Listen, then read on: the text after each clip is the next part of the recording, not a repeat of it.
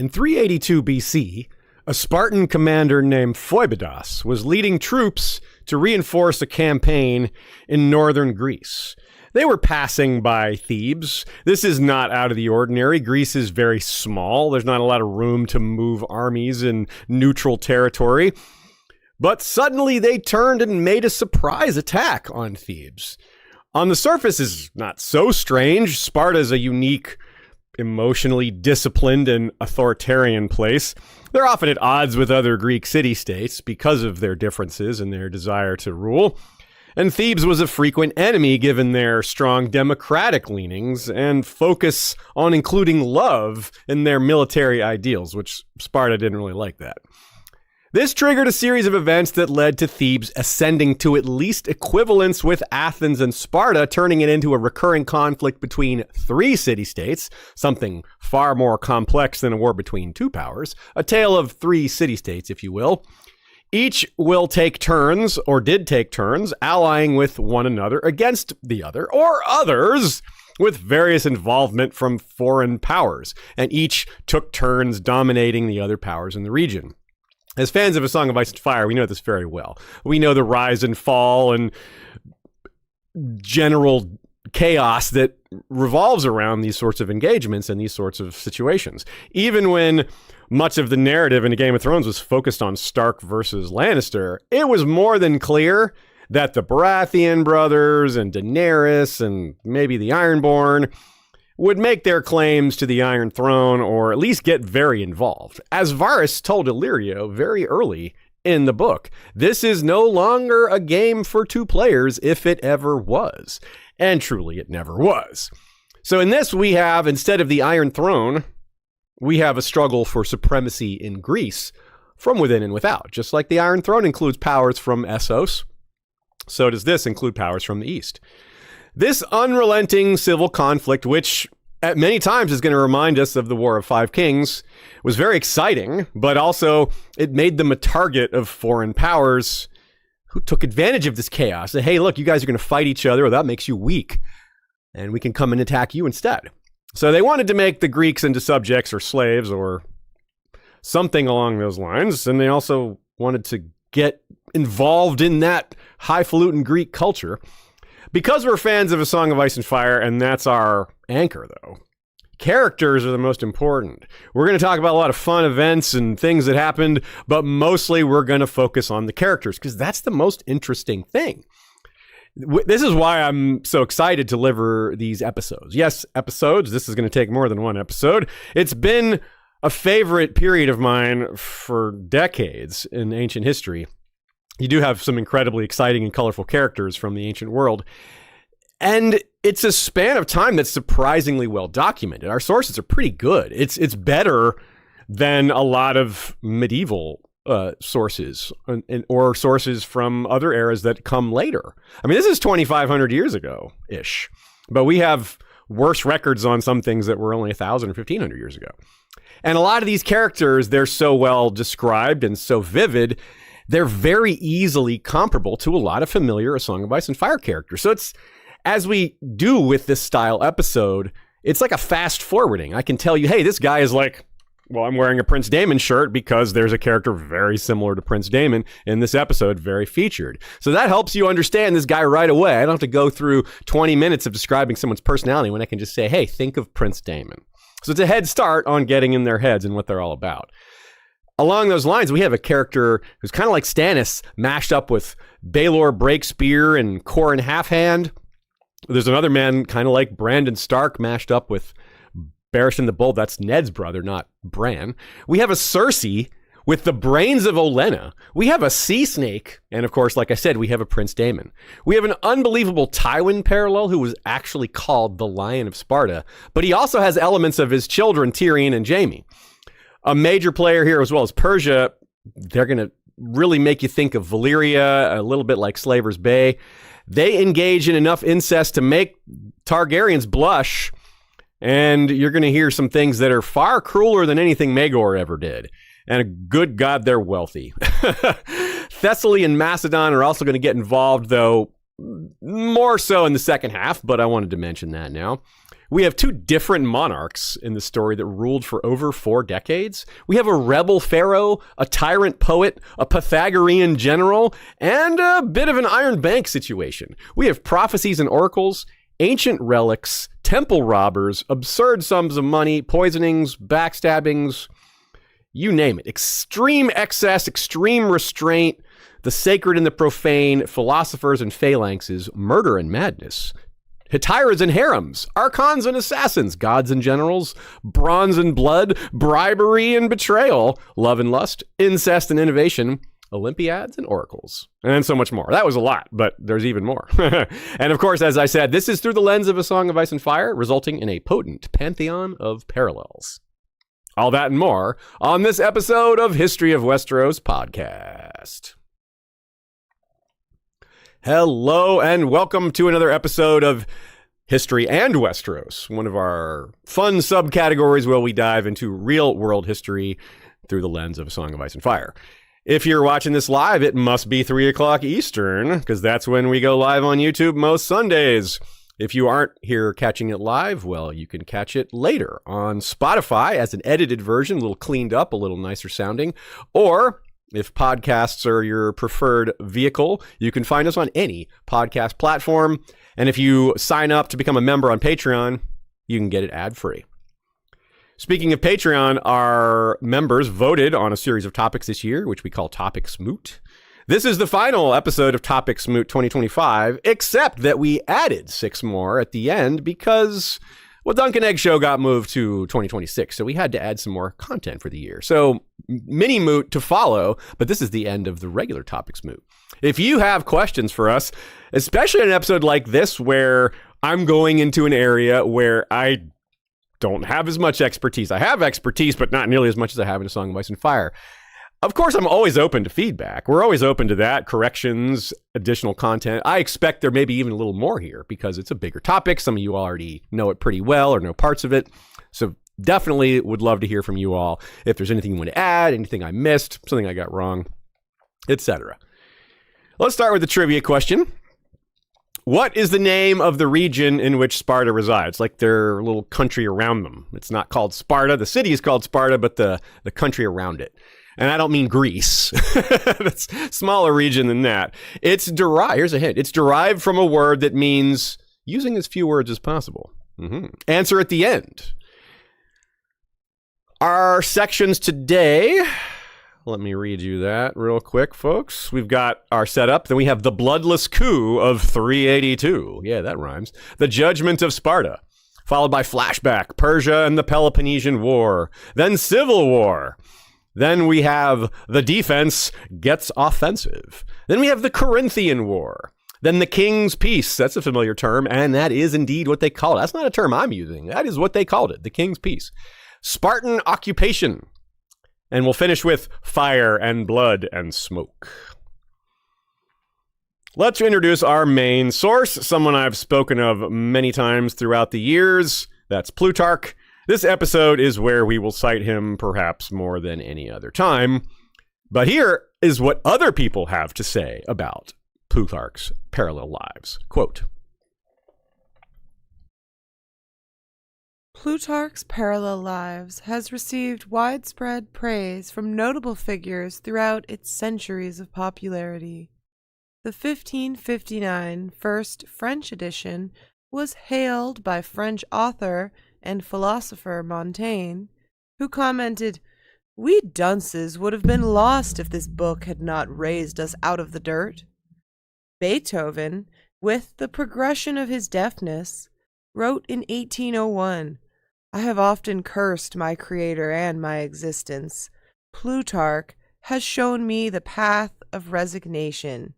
If it is at all possible, I will bid defiance to my fate, though I feel that as long as I live, there will be moments when I shall be God's most unhappy creature. Resignation, what a wretched resource! Yet it is all that is left to me." British General Gordon wrote, "Certainly I would make Plutarch's Lives a handbook for our young officers. It is worth any number of Arts of War or Minor Tactics." Ralph Waldo Emerson called the Lives, quote, a Bible for heroes.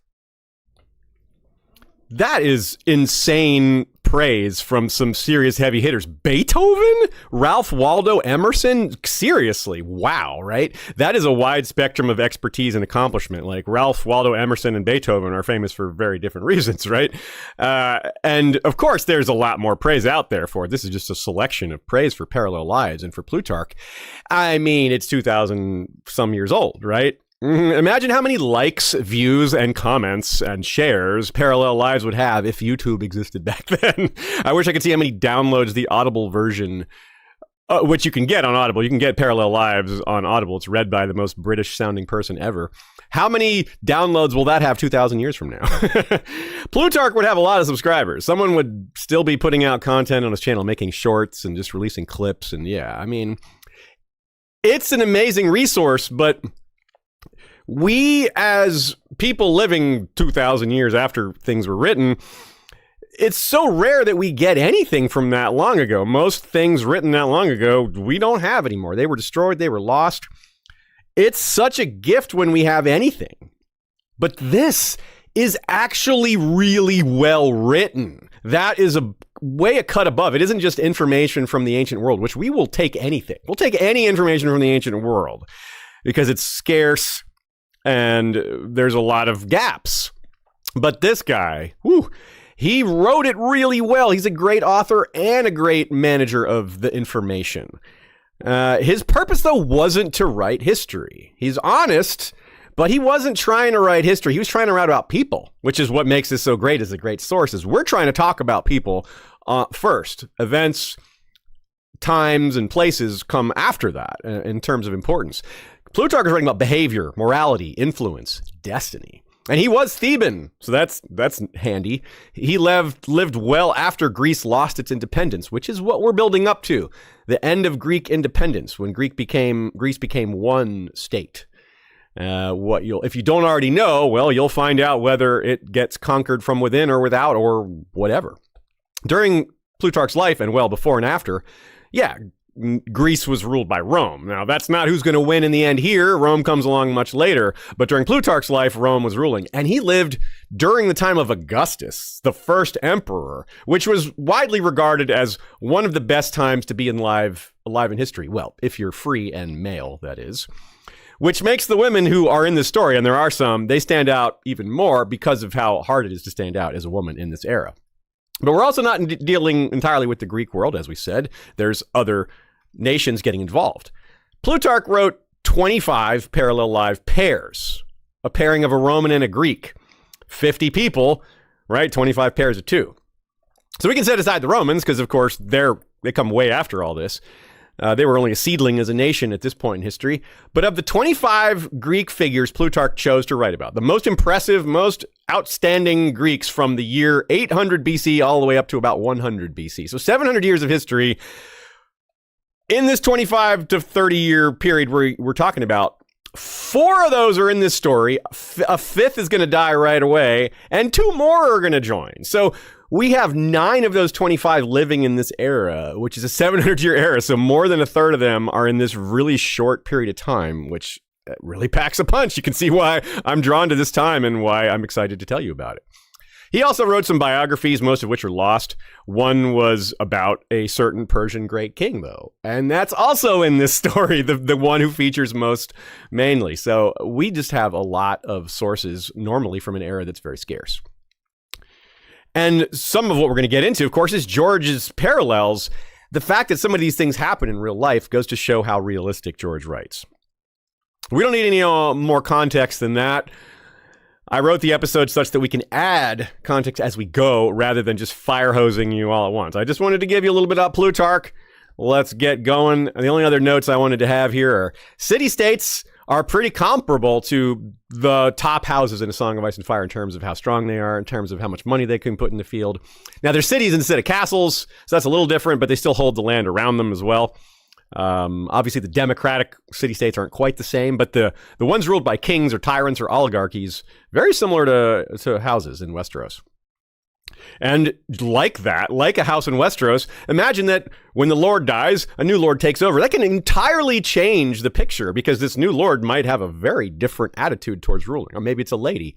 Maybe it's a regent. The same thing happens here. These city-states, their attitude, their rulership, their behavior can change on a dime based on who's in charge. Luckily, we have a better situation here than we've had with a lot of other historical episodes, real-world historical episodes. And what I mean by that is there aren't a bunch of Edwards, Henrys, and Roberts. There's only a couple of Alexanders. And besides that, there's almost no name that repeats. So that's cool. And the names are less familiar, but at least they don't repeat. So this is an era in Greece where coups could almost be called common. What's odd about the coups that happened so commonly in Greece in this era is they weren't always bloody. Sometimes the losing party, and it was almost always Democrats taking power from oligarchs, or oligarchs taking power from Democrats. Usually they would just get kicked out of the city. A lot of times they would survive, like maybe a couple of them died, but they would just get kicked out, which often meant they would come back with some friends and try to take power back, which they often did.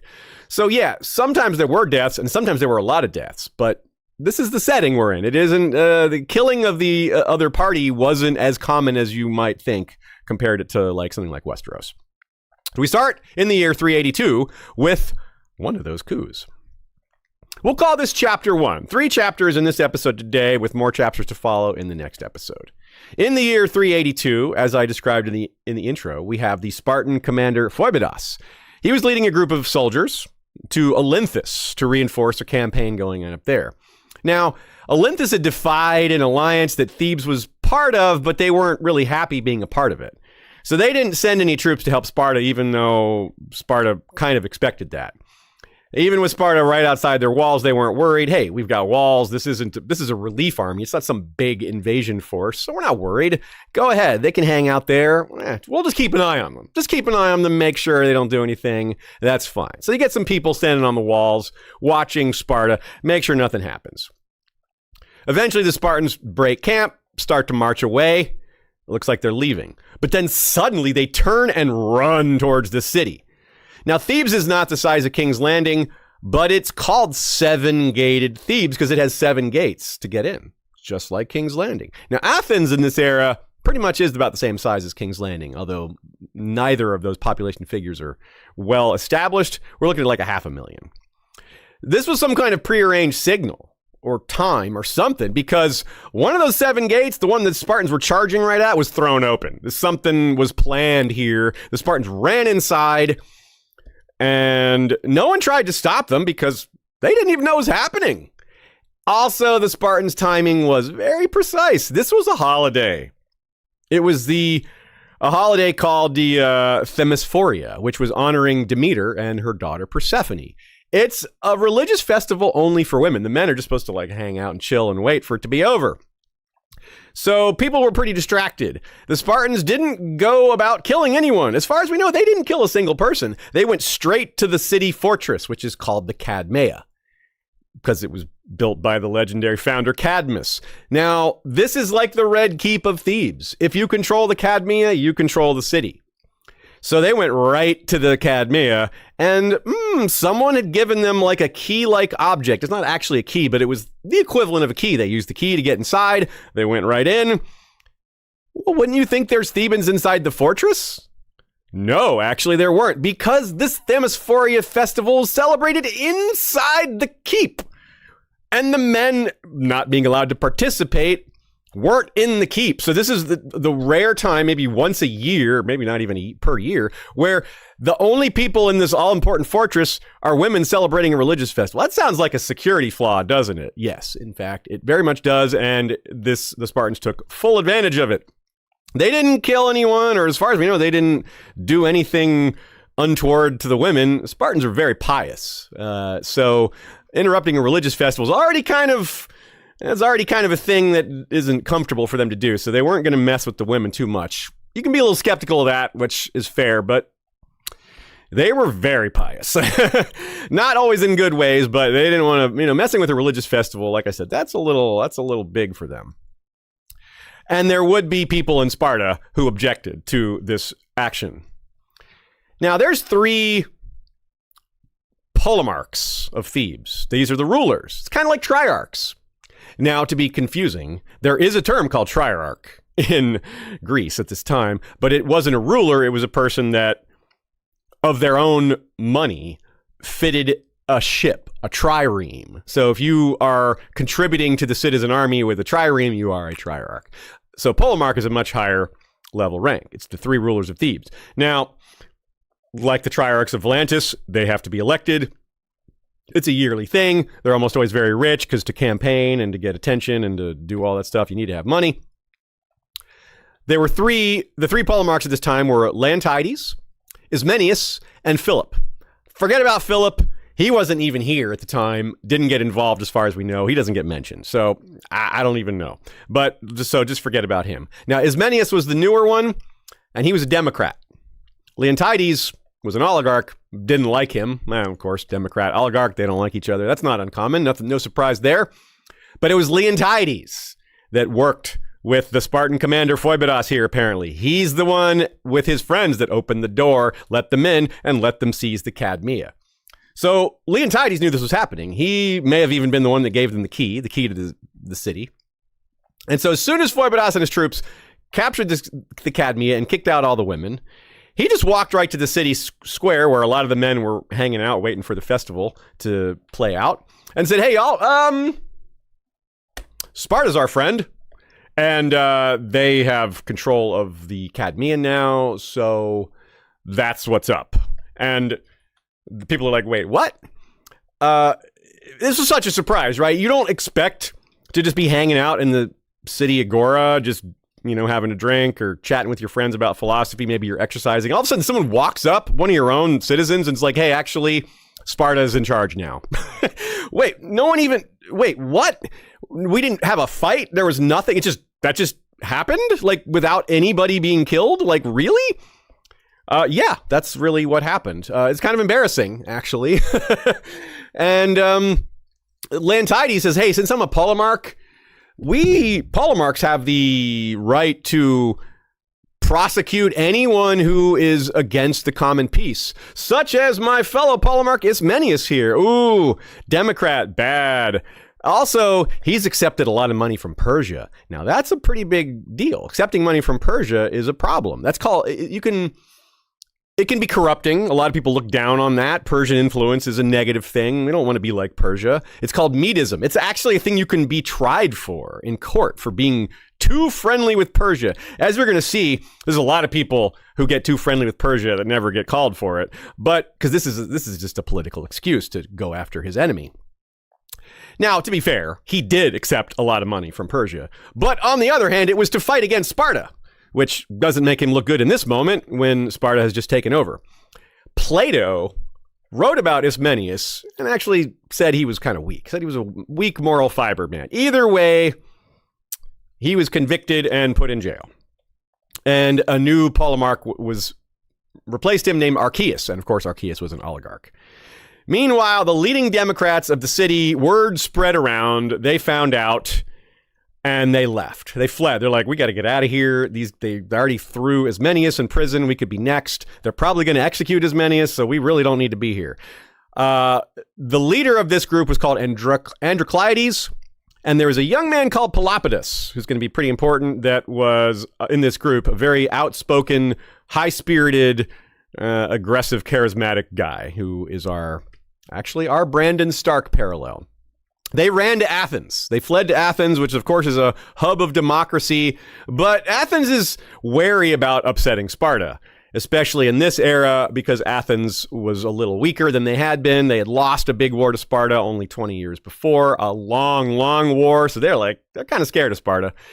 But when they were having this war with Sparta, a bunch of Athenian exiles fled and took refuge in Thebes. So they kind of wanted to return the favor, even though it was a little dangerous. So that's what happened.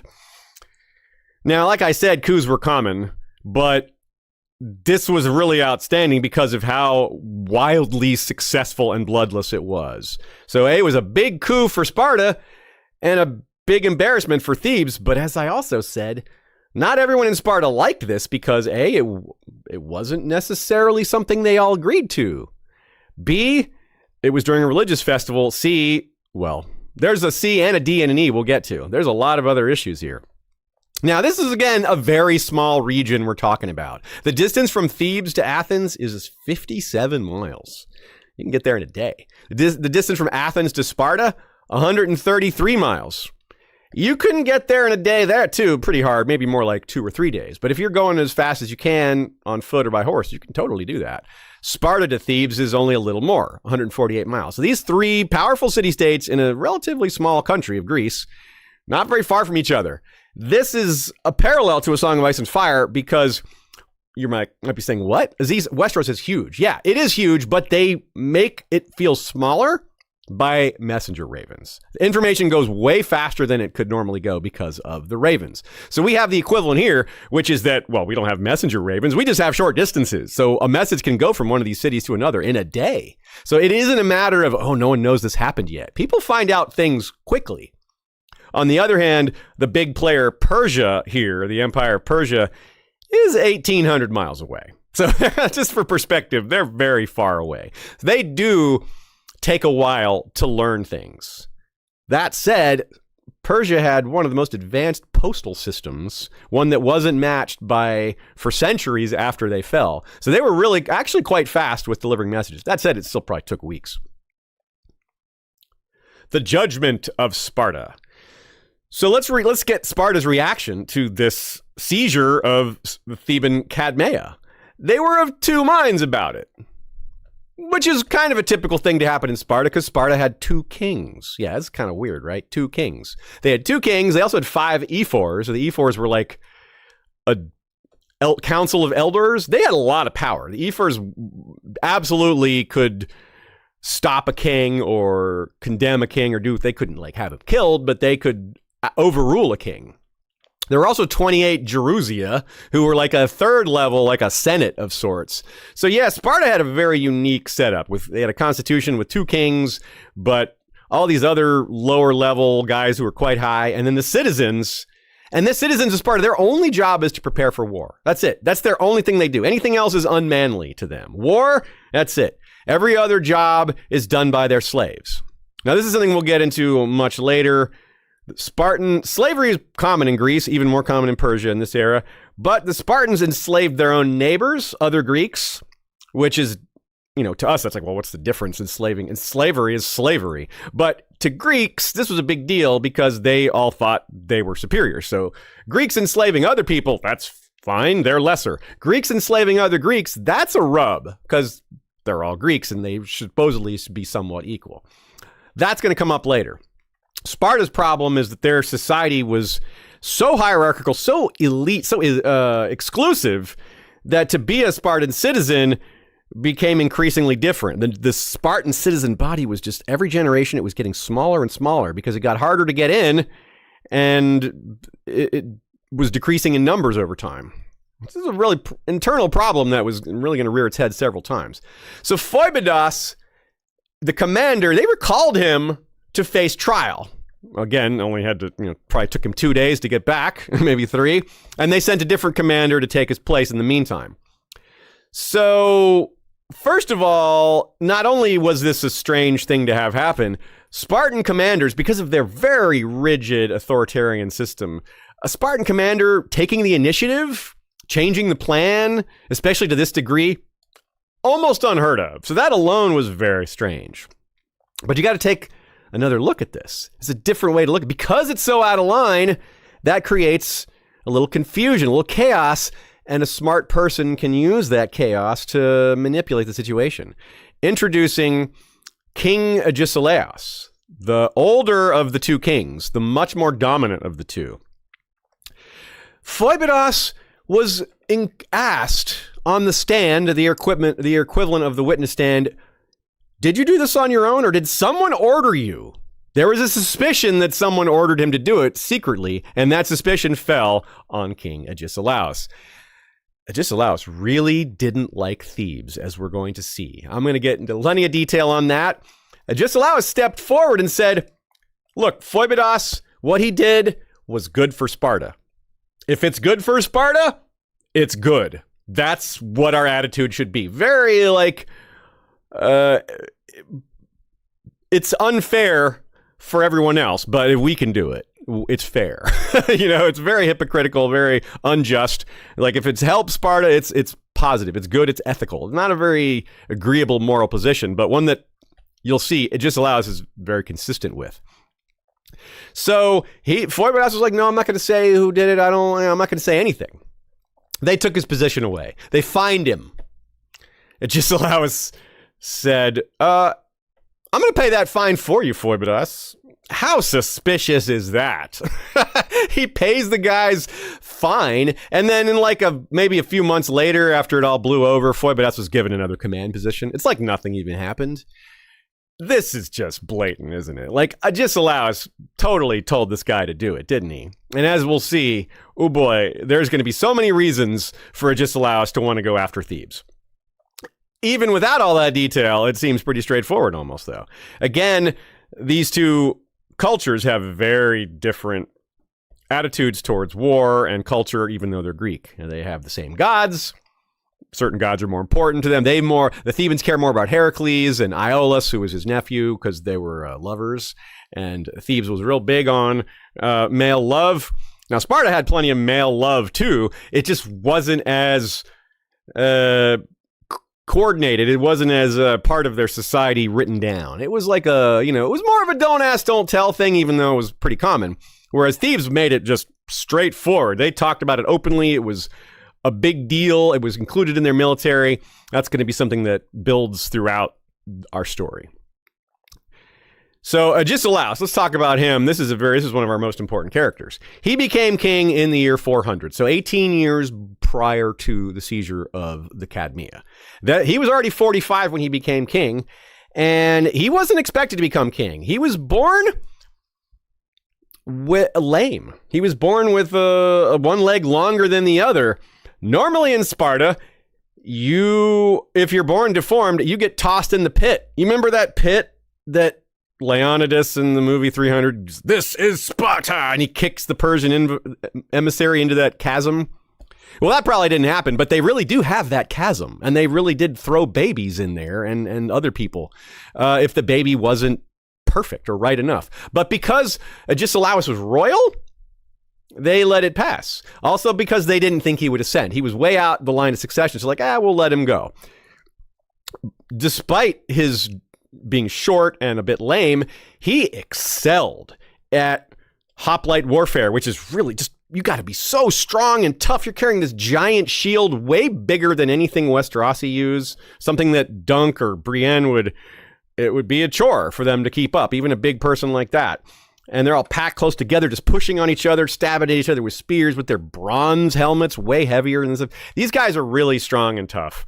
And Agesilaus somehow made it through the brutal Spartan training that begins at age 7 for all boys. Sometimes they died doing it. He made it through with honors. And his brother died, or his brother died, and his father died rather, and his brother was going to become king. But there was a battle of oracles and bloodlines, so to speak, where an oracle said, hey, we can't have a lame king or a lame rule. And there was well, that guy is literally lame, right? We can't have, but oracles are symbolic. And they're well, that's just a straightforward interpretation. We're talking about lame as in poor rule. We can't have Sparta be lame. We're not talking about an individual. We're talking about the country. And helped in this argument is Lysander. Lysander was the leading man in Sparta at the time, even though he wasn't a king. He's our Prince Damon. He was the hero of the 27-year-long war against Athens called the Peloponnesian War. He was the victor, the great victor for Sparta. So he was extremely popular, extremely powerful, and his manipulations helped Agesilaus become king. He beat his brother because of the rumors of bastardy and how big a problem that would be for Sparta if a bastard ascended. Now, the person that supposedly fathered his brother is a character that will come up later, someone that's an enemy of Lysander as well. Now, Lysander had his own ends here. He supported Agesilaus, our Tywin character, he was also his lover. Lysander, like a lot of Greeks, it was very common for an older man and a younger man. It's often portrayed as a boy. That's not really true. It's like the term boy, more like lad in England, where it refers to a younger man, but not a boy. This was common in Greece. Both Thebes and Sparta did this, where you'd have and Athens and all these other cities, where you'd have it was very common for you to have a older man and a younger man to be a couple. And the idea was that the older man is also a mentor. So it's a sexual relationship, but it's also a political and mentoring relationship. It has some things in common with marriage alliances in Westeros or in medieval times, but it's men instead of a man and a woman. Of course, you still had political marriages between men and women in this era too, but these were more prominent. These were written about more because of how patriarchal the society was. It's like, well, what's the only equal of a man is another man, right? And that's kind of the attitude there. So the other king wasn't really in the picture. He was controversial and weak, and so that's why Lysander wanted Agesilaus to be king, because then he could use Agesilaus.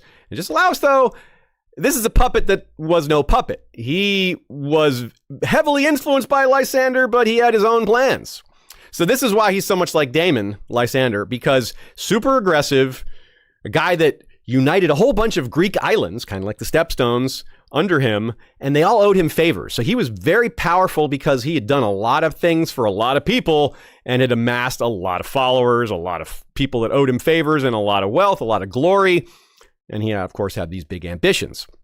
So he helped Agesilaus become king and expected that favor to be returned. But as I said, Agesilaus, he's no Viserys. He's a Tywin. Proud, haughty, very tough-minded, never forgets an insult, a big believer in the superiority of Sparta. Like Tywin is a big believer in the superiority of the Lannisters. Agesilaus was impressive when he was young, just like Tywin, maybe for different reasons, but very impressive.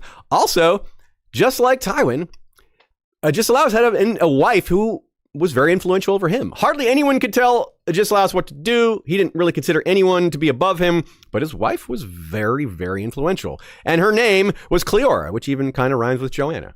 Now, unfortunately, we don't know hardly anything about Cleora. We just know that she was influential. We don't really have specifics. So that's kind of a bummer, but it does work as a parallel. So he's very much a hypocrite, this guy, which that fits with Tywin.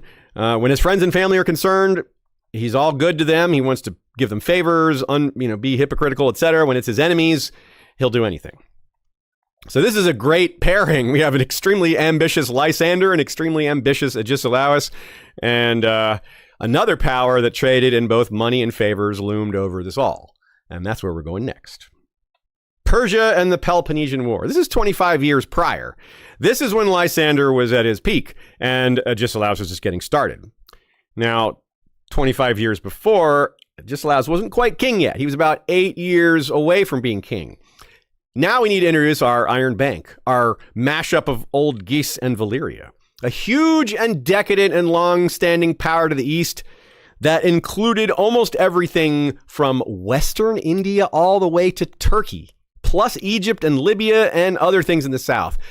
Persia was absurdly rich in ways we can't really comprehend in modern times, like the scale of their wealth, the relative ownership that they had of all the money in their country. Also, their government system was interesting in that they had satraps, which are governors. I'm just going to call them governors, even though the proper term is satrap. They could legally go to war. They had a lot of independent authority. They were often cousins or nephews or relatives of the king or of other noble families. Because of their size and because their territory ends in Turkey, in modern Turkey, they called it Ionia or Anatolia. There's a lot of names for it. Anyway, it's right next to Greece. That's the point. And so they would get involved a lot. Again, I refer you to the example of the 300 and Thermopylae. To get your bearings, Thermopylae was 480. And the seizure of the Cadmea was 382. So almost exactly 100 years apart. Leonidas, this famous Spartan general, was king and general, was killed at Thermopylae on the orders of Xerxes' army.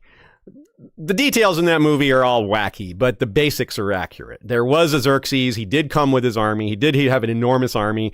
The Spartans did stand with 300. There were also Thebans and Thespians that stood with the Spartans. They don't get as much press. They weren't in charge. Leonidas and those guys get all the glory, but there were Thebans and Thespians that stood by the Spartans and died with them.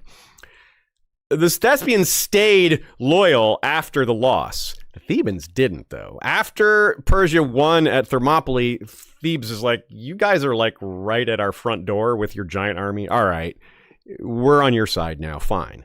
Thespiae is right next door, and they didn't, though. So that, good for Thespiae, bad for Thebes. Remember what I said, Medism, very bad. Kowtowing to Persia, very bad culturally. So this was a thing that stained Thebes for a long time, and Greece remembers, like the North remembers, right? It's also a thing that gave them a little chip on their shoulder. They wanted to be redeemed for that. As a city, they didn't like that stain on their honor. On the flip side, since Thermopylae, since Xerxes' invasion, there had been a long-standing collective Greek desire to get back at them.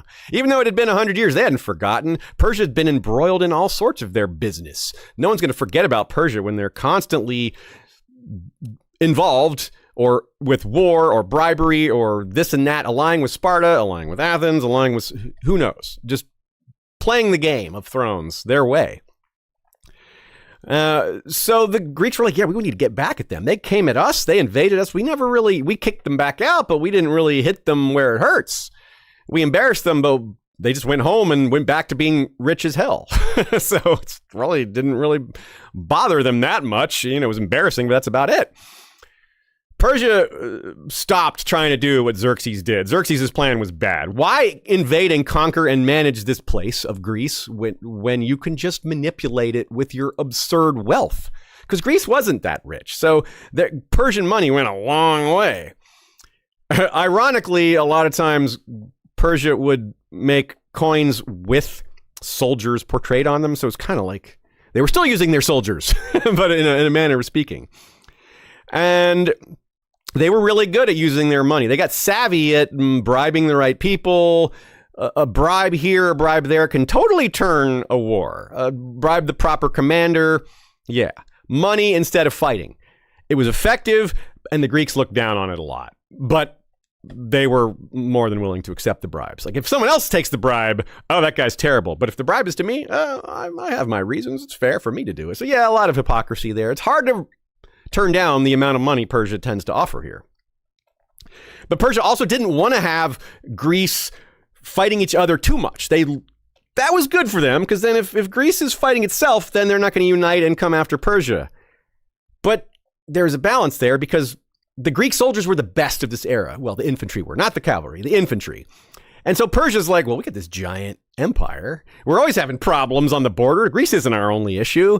They loved hiring Greek mercenaries to help them fight their other battles, because they were the best at infantry. It's like, well, we need these great Greek infantry to fight the Sogdians and the Bactrians and all these other cultures that we don't have much room for in this story.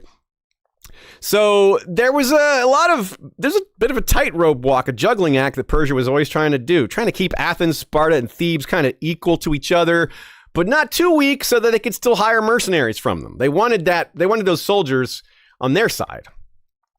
If you think that sounds unsustainable, delicate, hard to manage, you're absolutely right. So this is why I'm saying Persia is the Iron Bank, because they had the ability to completely flip a war by giving a bunch of money to one side that would completely turn the tables. And then they could pull that support and give it to the other side if they didn't like how it was going. That's going to happen many times, as it had already had by this era. So that big back and forth that I said happened earlier. The Peloponnesian War, it lasted 27 years. It was Athens versus Sparta, and they just shredded each other to bits. Athens superior on the sea, Sparta superior on land. Neither could really get an edge the other way until 408, 4 years before the war ended. So 23 years in, what finally turned the tide? Persian money. They gave money to Persia, Persia gave money to Sparta, specifically to Lysander.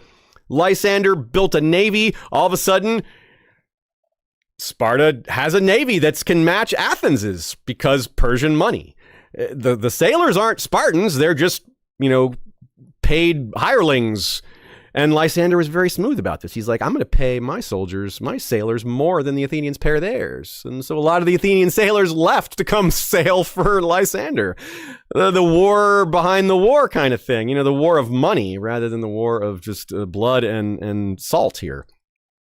So Lysander also just happened to be extremely talented. Our Prince Damon character was really good at warfare. Very patient at sea, which is unusual for this era. You got a lot of guys that are just like very manly, and you know, if insults really drive them. Like, remember how we talked about Victorian and how a lot of characters in A Song of Ice and Fire, all you get to do is say, "What, are you scared?" And it totally gets them. They get so mad if you threaten their manhood, their bravery.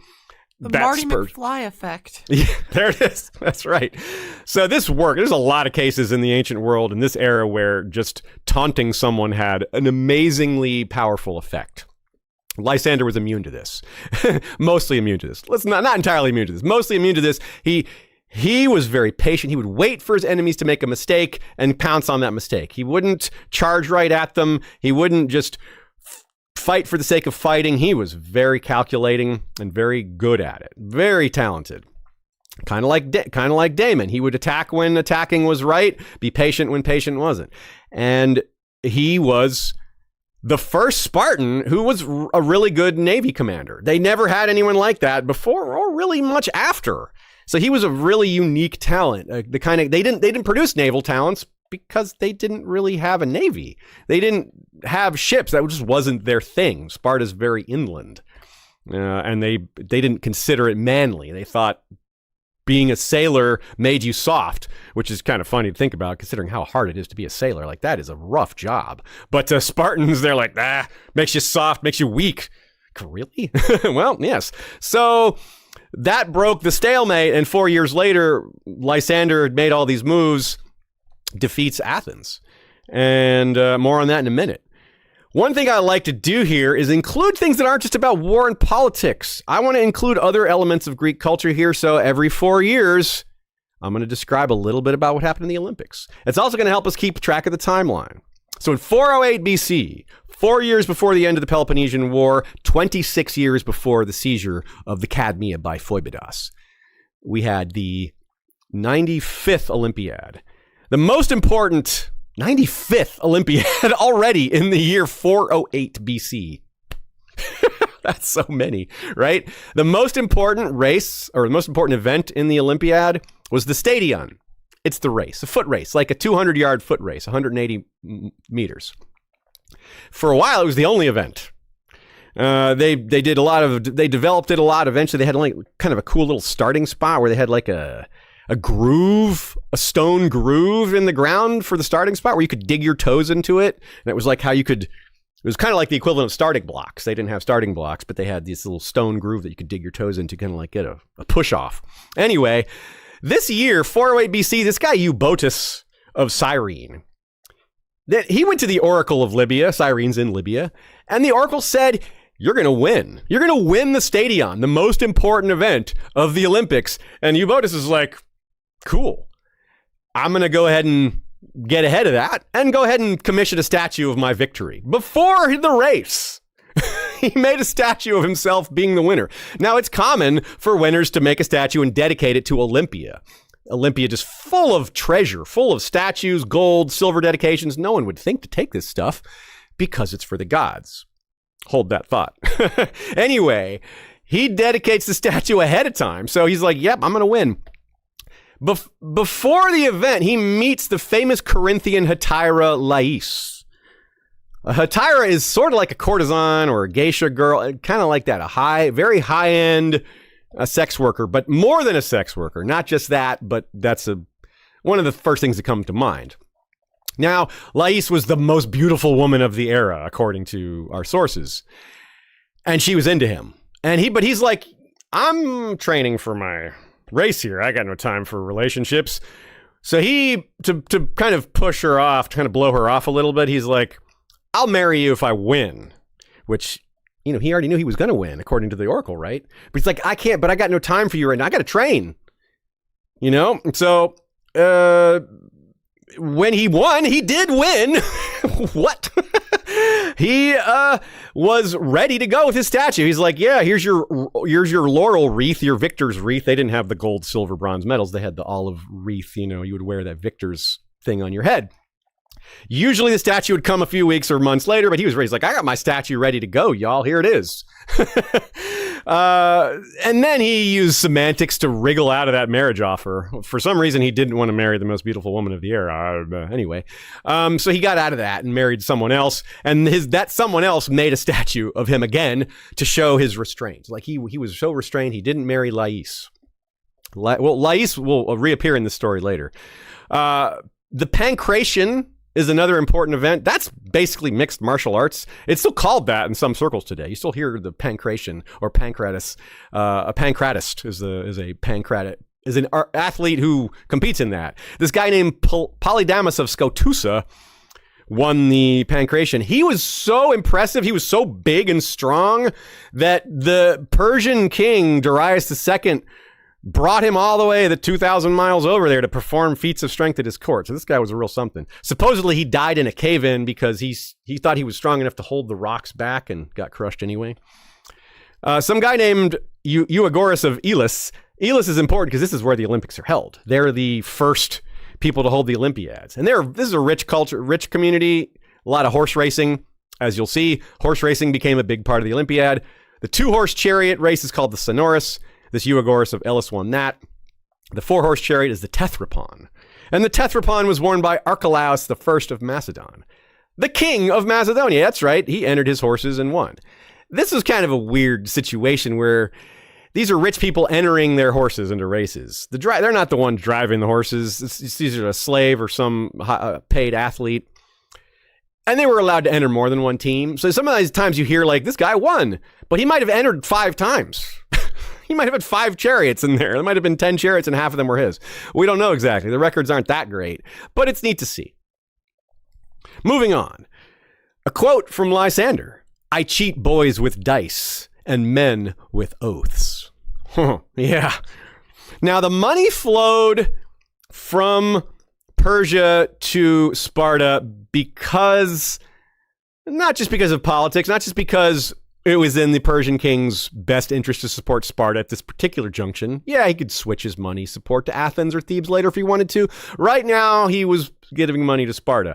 And partly it was because of politics, but partly it was because of friendship and partly because of conspiracy. Darius' younger son, Cyrus, who was called Cyrus the Younger, the founder of the Persian dynasty was Cyrus, the elder, I guess. And Cyrus, like a lot of princes, was given a title. He was a governor in Asia Minor, which is, Turkey's included in that. And Cyrus and Lysander became friends. Lysander was really good at making friends with people, and given he had a sexual relationship with Agesilaus, it's possible he had one with Cyrus too. We're not really sure. The two were remarkably loyal to each other, possibly because they had agreed to help each other out. They were men of like minds and of similar ambition, and they could help each other rise. Now, you got to ask yourself, well, if you're Cyrus, you're a younger son of the Persian great king. The only rise you can make is to the king, which means you have to usurp or murder or whatever your older brother. You're exactly right if you're thinking along those lines. Lysander was totally willing to help Cyrus become king. Now, wait, what is Lysander's endgame, though? He's not in the royal family. He is a descendant of Heracles, like a lot of Spartan and Theban and Athenian nobles. That's a big deal to trace your bloodline to Heracles. So Cyrus and Lysander made some sort of mutually beneficial alliance. They'd each help each other rise within their own country and then profit from there. Now, Cyrus's mother was Queen Parysatis, who was a niece of the same Xerxes that led the army into Thermopylae in 480 during the adventures of the 300. Yeah, incest from the Persians is outrageous. It's worse than the Targaryens. Now, this example isn't worse than Targaryens. She's a niece that ends up marrying back into the line, marrying King Darius, the son of the grandson of Xerxes, rather. Now, she just straight up says, hey, husband, why don't you name Cyrus your heir instead of Arsaces, who was the older brother? Now, that's her son, too. Those are both her sons. I know what you might be thinking. These Persian kings have multiple wives. You're right. Darius may have had like more than 100 children, and the next one's going to have even more. So she kept pushing for it. She's like, yeah, come on, Darius. Come on, husband. I helped you get the throne. If it wasn't for me, you wouldn't have gotten the throne, husband. You're a bastard. Your ascent was very unlikely, but because of me, you're sitting on that throne. So return this favor to me and make our younger son king. He didn't do it. He didn't budge. Now, you got to respect just how powerful Parysatis was. She had been at court for like 50 years. She had a big network of spies. She was extremely powerful. This is our mashup of, let's say, Olenna Tyrell. Her nickname is the Queen of Thorns. What if she was an actual queen? Yeah, this is Cersei with the brain power of Olenna. The attitude of Cersei, the high-mindedness, the pride, the viciousness. That she's got that, but she's also got the cunning, the spy network, the political understanding, the ability to have multiple faces. That's Parysatis. She probably had 13 children from Darius too, but he still just wouldn't do it. He wouldn't change the succession. All this maneuvering, all this pushing to change the succession got Statera mad at her. Statera was the wife of the elder son who was set to be queen. She's like, stop trying to make my husband not king. Stop that. Now, Parysatis had already executed or allowed the execution of Statera's entire family because her brother married Parysatis' other daughter, but he wasn't really in love with her, and he was really after his own half-sister instead, and that became a big scandal, and the king ended up having them all executed, but Parysatis asked Statera to be spared because she's the wife of her older son. This is ironic because this becomes her biggest rival. She saves Statera, and then Statera becomes her biggest rival at court. Statera becomes basically a Marjorie Tyrell, the actual wife to the king, where our Cersei, Queen Parysatis, is the mother to the king. Now, switching back to Lysander for a minute, his mother was a slave. So that's a big deal that he rose this far. Again, he didn't have the birth of an Agesilaus or a Cyrus. He's not a king, but he's powerful enough, and he earned a lot of respect along the way. And like we said, lover to Agesilaus. At one point, Agesilaus said to Lysander, "My father taught me nothing but Spartan ways, and now you ask me to rule like an Athenian." So they had a good relationship, but they were also at odds with certain styles of leadership and all that. So with Cyrus and Agesilaus, what do we have here looking at Lysander's perspective? He's got the second in line to the throne in his back pocket of Persia, second in line to Persia back throne, and then he's got Agesilaus, who at this point wasn't king yet, but was really close to the line of succession too. So it's just two of his best friends, who his biggest allies, are people just outside the top spot. And with his manipulation, they could both be at the top spot. I already described how he helped Agesilaus become king by manipulating the oracle and manipulating the whole stories of bastardy and all that. He did a similar thing with Cyrus. So Lysander's actual position was navarch. That's admiral. But like a lot of these Greek positions, a lot of these offices, even in Sparta, it was an elected position. And it was an elected position you could only hold once. So you could only be navarch for a year in your entire life. But this guy was so talented. He was so much better than any navarch they ever had before or after. They were like, do we really want to have him not be in office? Actually, yes. A lot of Spartans were like, this guy's too powerful. He's doing too many non-Spartan things. He's not doing it our way. We don't want him in charge anymore. Even though he's effective, he's changing our cultural values. We don't like that. Even though he's conquering Greek islands left and right, even though he's kicking out the Democrats and installing the oligarchs who are loyal, those oligarchs are mostly loyal to him, not Sparta. So he's building this big network, like I said, the crown jewels of this network are Cyrus and Agesilaus, but he has all these other oligarchs on all these other Greek islands. Take one look at the map of the Aegean, all the islands east of Greece and west of what's now Turkey. There's so many. And Lysander was just one after the other, picking these off and making them Spartan, but actually making them his. They were in Spartan in name, but the actual people in charge there were loyal to him. So it was very clever. Sparta was getting all this benefit, all this wealth, all this power but Lysander was collecting for them, but really it was his power. Nominally it's Spartan power, but really, these people were loyal to him. If you know your Roman history, this is exactly what Pompey the Great did. He conquered a whole lot of territory for Rome, but he installed people to rule those places that were loyal to him. So yeah, they were Roman, but when the Civil War in Rome happened, those places fought for Pompey against Caesar. Now, as a quick aside, this is more than a slight parallel here. Plutarch's parallel lives, remember, they're comparisons of famous Greeks to famous Romans. The comparison of Lysander was to Pompey the Great. There you go. So as I said, Lysander was very clever. He increased the pay by 1 obol a day. It's like a penny. They were getting 3 pennies a day. Now they get 4. That's actually not a lot of money, but it's a big increase. Relatively speaking, it's a 33% raise. That's a lot, right? So not only did he give them the money, he made himself the champion. He made himself the hero. He's like, I fought to get you more money. You guys are doing such a great job. You're such hard workers. You deserve to be paid more, and I brought that to you. He made himself a hero of the soldiers. Really, really good at framing everything that happened as he did it. And he did it for you. He never kept money. This is I compared him to Damon, but he's a little bit Euron-like in that he didn't keep much for himself. He was like, yeah, I'm just giving all this money away. Partly because he cared more about amassing power than he cared about wealth. He figured if I have enough power, the wealth will come. Second of all, he's Spartans. The Spartans were not very big on wealth anyway. And he was already being anti-Spartan in a lot of other ways culturally. He didn't want to flout that cultural tenet of amassing wealth for himself. That would be even more anti-Spartan or non-Spartan. He didn't want to open himself up to that sort of complaint or charges from the people in Sparta who didn't like him.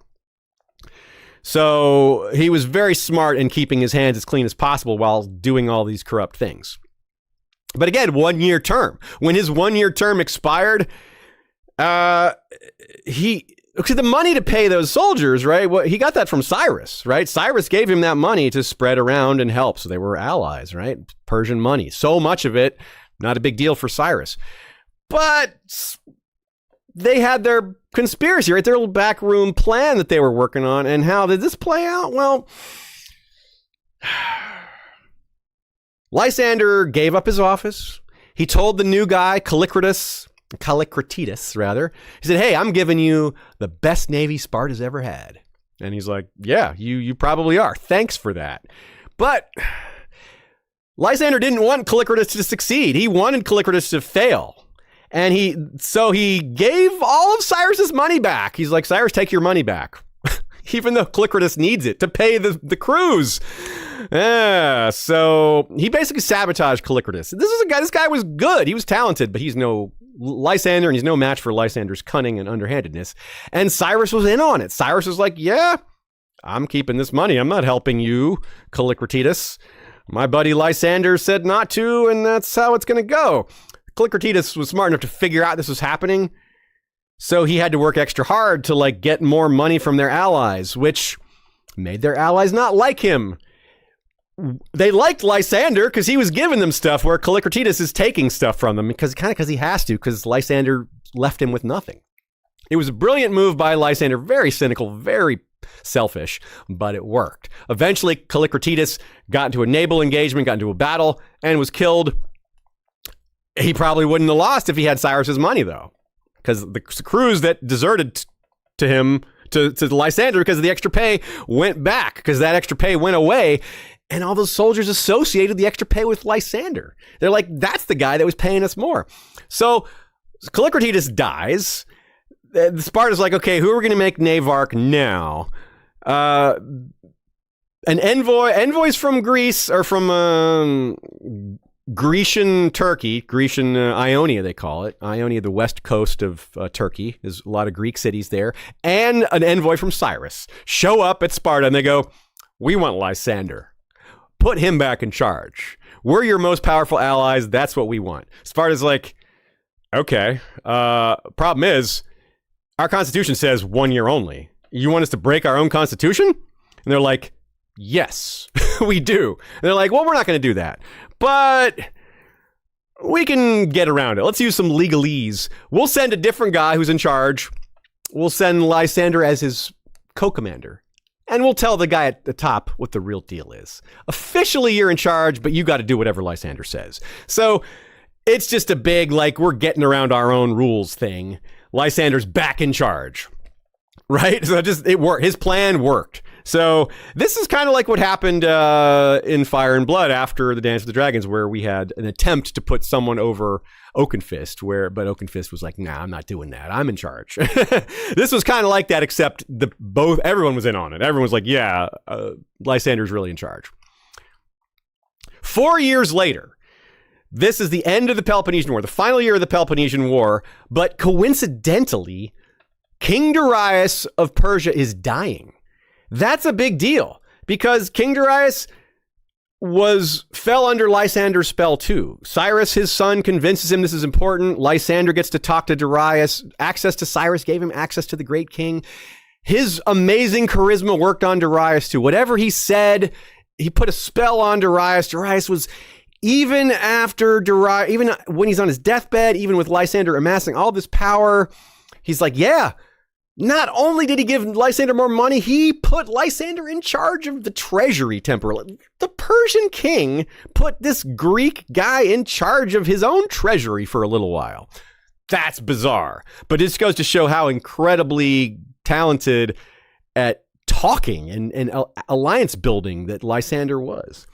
And he was able to push against Athens because Darius didn't like Athens. Like, he had a problem with them for his whole reign, and Darius had been king for a while. He just didn't like Athens. Athens is the hotbed of democracy. Athens had done all sorts of things to him. Sparta and Persia are a little more aligned in the way they run a government, even though Persia is like super wealthy and full of excess, and Sparta isn't. They still both are authoritarian states, so they agree on that much. So what did Lysander do? He badly outmaneuvered Athens several times. In the final decisive battle, it was what I said before. He waited for them to make a mistake, pounced on that mistake, basically won this big naval battle with almost no casualties because his surprise attack was so effective. He basically captured half of the Athenian fleet with almost no blood spilled. Incredible. And then with Athens not having a fleet anymore, he's like, all right, I don't need to do this expensive siege on land. I will blockade your port, which you need because you import food. And if you can't import food, you're in big trouble. And that's what happened. They eventually were starved into submission, and he sailed into the port victoriously and killed a lot of the Democrats, had them executed, restored a lot of the oligarchs to their positions of power. They had been exiled, put them back in place, gave them their jobs back, gave them their wealth back, their estates, their positions in government. Then he did something that is very Tywin-like. Now, this isn't our Tywin character. This is our Prince Daemon, but this is a Tywin-like activity. He said, hey, bring me a bunch of lady flautists from Athens. Bring me a bunch of women who can play the flute. Then bring me a bunch of workers, captured Athenians probably, certainly not his own men, and said, tear down these walls, Mr. Gorbachev, tear down these walls. Now, Athens had long walls. They were called the Long Walls. They were 4 miles long. And, he said, bring these walls down, work crew, tear down the walls, also burn the fleet. We're going to burn the fleet inside of the walls being torn down. And you lady flautists of Athens, you're going to play music to accompany this. So he made them play accompanying music to the destruction of their own city. Yikes. This is some Reigns of Castamere stuff, isn't it? Right? Lysander was also the first known Greek person to have songs of triumph written about him, which is also very Reigns of Castamere-ish, or even the Ironborn like that, like reaving songs of victory in battle, things like that. And he also had some of the smaller client states, those islands that he subjugated. Some of them were so overwhelmed by him, so like impressed by him, that they actually offered sacrifice to him as if he was a god, which apparently is also the first time that it ever happened. So this guy who's not even a king of Sparta is achieving things that no Spartan king has ever achieved before. No Greek has achieved before. Lysander wanted to destroy Athens entirely. He voted to have it turned into sheep pasture. But the ephors at Sparta overruled him, like, no, we need this balance of power to be maintained. We actually want Athens to exist. We want them to be subject to us. So they installed what was called the 30 tyrants. The 30 tyrants ruled Athens. They were kind of Lysander's proxies. So he kind of, at this juncture, Lysander wielded more power through his clients, through his proxies in Athens, through his relationship with Cyrus, than Sparta probably had without him. He was probably more powerful than the Spartan state by himself. And he knew it. He's like, they need me and they can't piss me off, right? They have to keep working with me because I'm bringing them so much. What's Sparta going to do to him? Out-navy him? They can't. He's the master of the sea. He was the only successful admiral they ever had. And they're not good at building alliances. Sparta as a whole was just very domineering. When they made alliances with someone, it always had to be like, we're better than you. It was very rarely was it an equal partnership. Sparta always had to be like, no, we're on top and you are a lesser partner. They would always rub people the wrong way. They would always just try to import their cultural values, which were very unique and very rigid, and just people didn't like it. It's a recurring story. Sparta gets powerful, they dominate, and no one likes it. Everyone wants to push back against them. So what was Lysander's end goal? Well, I told you he's a Prince Daemon. His end goal was to make himself a king. Not of Sparta, of a whole new kingdom. Of these islands that he created, maybe including Athens, or not created, these islands that he created, these islands that he conquered, that owed him all these favors, with Cyrus's money helping him. He had a big plan, right? And eventually, looks like the Spartans figured that out. This is a guy that's very charming when he wanted to be, very nasty when he wanted to be, very formidable. He's a fighter. He's a warrior. This is a lead from the front kind of guy, too, which all Spartan leaders were. So yeah, he was kind of building a kingdom of the stepstones, but something much more powerful than the stepstones. The stepstones aren't very powerful. They're strategically located, but they don't really generate a lot of wealth. These island cities did. Very important. These island cities were paying for that navy whenever Cyrus wasn't, or they were both paying for it. So it's kind of like Daemon's biggest enemies were Myr, Tyrosh, and Lys. We kind of have a little similar thing here. Sparta, Thebes, Athens. Even though he himself was Sparta, in a lot of ways, he was closer to Persia, specifically to Cyrus. And Sparta is also weird in that they didn't have money. Wait, you're like, wait, what? They didn't have money? To avoid corrupting their own citizenry, Sparta made it illegal to have silver, gold, platinum, nothing valuable. Their coinage was iron, which is worthless elsewhere. It's not actually worthless elsewhere. They soaked their iron in vinegar so that it would be brittle. You wouldn't be able to reforge it. So that's how they cooled it. Instead of cooling it in water, they cooled it in vinegar, which means you can't melt it back down. It would just fall apart. So they were so intent on making their currency worthless that they did this. So Lysander was like, I don't care about Spartan society. I only pretend to care about Spartan society. What am I going to do? I'm going to destabilize the entirety of Spartan civilization by doing what? By money. All that money that he didn't want, he gave it all to Sparta. All the money he didn't give to his friends that he wanted support from, he gave it to Sparta.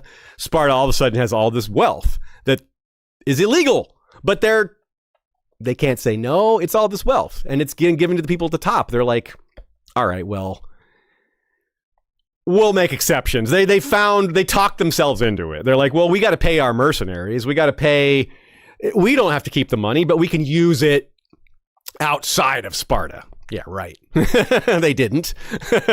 They told themselves that, but no, they did not. It worked. This is okay. A lot of y'all are familiar with Mormon culture, at least to a shallow degree, which is to say that Mormons, a lot of them, they're not allowed to have, soda or drugs or a lot of these things that are sugary or caffeinated or whatever. Sometimes a Mormon kid will go off into the world and just so much sugar and caffeine and they just go nuts. That's Sparta with money now, because they weren't allowed to have money, and all of a sudden they have a ton of it. And they're just like, wee, money. We're not supposed to have this, but we can buy whatever we want. It made them uncomfortable because it goes against their values, but it also made them comfortable because they could buy things and have nice things. And it was a big problem because there was half of Sparta's conservative. Well, they're all conservative. The ultra conservatives were like, this should not be. But the less ultra conservatives were like, yay, money. So too many of them were saying yay, money for it to be shut down. But too many of them were saying no money for it to be completely overwhelming. So there you have it. It's a very divided Sparta. And surely Lysander knew this would happen. He knew this would happen. It was all a plan, most likely. He grew up in Sparta. He's in his 50s by now. It was all a plan, right? Most likely. So they had to accept this corruption by their own general, their own admiral. They couldn't really stop it. And they would lose their fleet without it. They're like, look, if we don't take this money, we're going to lose our fleet. And then we won't have all these islands. Which Lysander's like, you mean my islands? But Persian help is fickle, remember, and Darius is dying. What happens if Darius dies and the new king is like, nah, I don't want to support Sparta anymore. I want to support Athens, or I want to support Thebes, or I want to support none of you, or I want to support someone else entirely. It's a big unknown, and that unknown made them uncomfortable. It made Lysander uncomfortable. It made a lot of people uncomfortable. So what does Lysander do? Digs in deeper with Cyrus. If Cyrus's mother wants him to be king and Lysander, his most powerful ally, wants him to be king, maybe that can be arranged and then the money will keep flowing. Yeah. The problem is if their plan fails, then the new king will be very angry with Sparta and the money will almost certainly stop flowing. So it's a tightrope walk. They got to keep that money flowing, but if they go too far, they might lose it. The year 404, the same year that Lysander sailed victoriously into Athens and destroyed their walls and had the flutes played, they still had the Olympiad. I misspoke. The year 408 was the 93rd Olympiad. This is the 94th Olympiad, which is still an absurd number. Good Lord. They've been going for so long. This year, the foot race, and I didn't mention this, the foot race was done naked. So I'm just going to call it the naked race from now on. The naked sprint was won by Crocinus of Larissa, which is over in Thessaly. The wrestling match was won by Symmachus. There was a guy who won the stadion in 428 and 424 named Symmachus. This might be the same guy. Boxing was won by a Euclid of Rhodes. Rhodes is the island that the Colossus will be built on. It hasn't been built yet, though. It's about 200 years away. The Dolichos, which is the long distance race, was won by, I kid you not, a guy named Lasthenes. The race was won by a guy named Lasthenes of Thebes. The Pancration, the mixed martial arts, was won by a guy named Promachus of Pellene, which I believe is in Macedonia. That same year, 404, I believe after the Olympiad, King Darius, who was the great-grandson of Xerxes, was on his deathbed. He finally passed. So again, what's going to happen? It's all up in the air. The Persian crown's up in the air. What's the new king going to do? Who's he going to support? How's he going to spend his money? What's the deal? His name was Arsaces, as I said before, but he, like a lot of monarchs from a lot of different times and places, he took a royal name in place of his regular name, and he became Artaxerxes II. Now, regardless of what he might end up doing with Greece, whatever his Greek policy will be, first priority is just securing his own hold on the throne. This is a giant empire, as we said, and that's his first priority, is to make sure that the transition to power goes smoothly. But it did not. It's not easy to have a smooth transition in power when your own mother plots to kill you. Yes, our Circe Parasatis plotted against her own son. She was not done trying to make her favorite son king. Even after Darius refused to change the succession, she's like, well, I'm not giving up. I can still push my younger son to win here. So apparently Cyrus tried to have Artaxerxes assassinated during his coronation. The plot was foiled by a man called Tissaphernes. Tissaphernes was another governor and a rival to Cyrus. So they were governors of neighboring territories, all part of the Persian Empire. So they were already kind of rivals. So Tissaphernes was happy to rat out Cyrus's plot. Tissaphernes was the grandson of Hydarnes, who was the commander of the Immortals. Remember those, the 1,000 Immortals that you may have seen during the 300 movie? Those were a real thing too, not those masks that they wore, but they really were an elite infantry unit. And this guy's grandson or grandfather was their commander during Xerxes' invasion. And he was a conspirator that put Darius the Great on the throne. Darius was the father of Xerxes and the third king of Persia ever. So this was a very important man too, Tissaphernes. Now, Parysatis, our Circe, even though she plotted against her own son, he didn't apparently find out about it. Or maybe history is wrong and she wasn't actually involved. Either way, her influence over Artaxerxes is a lot like her influence over a Tommen or a Joffrey, but assume this Tommen and Joffrey are adults. So they're not quite as helpless or, young or naive. She convinced him not to execute Cyrus. She's like, don't kill your younger brother, for, just pardon him, give him his governorship back. And he did. This is wild, right? This is unbelievable that, because normally these Persian kings are ruthless. They kill people and they kill them in very mean, cruel, nasty ways. So this goes to show how influential Parysatis was. This also meant that Cyrus getting his job back meant that he could keep bankrolling Lysander. Very important. So Artaxerxes is like, yeah, go for it. I don't mind. Fine, I'll give the pardon. And this is kind of like nothing compared to some of the things that Parysatis will convince Artaxerxes to do later. So stay tuned for that.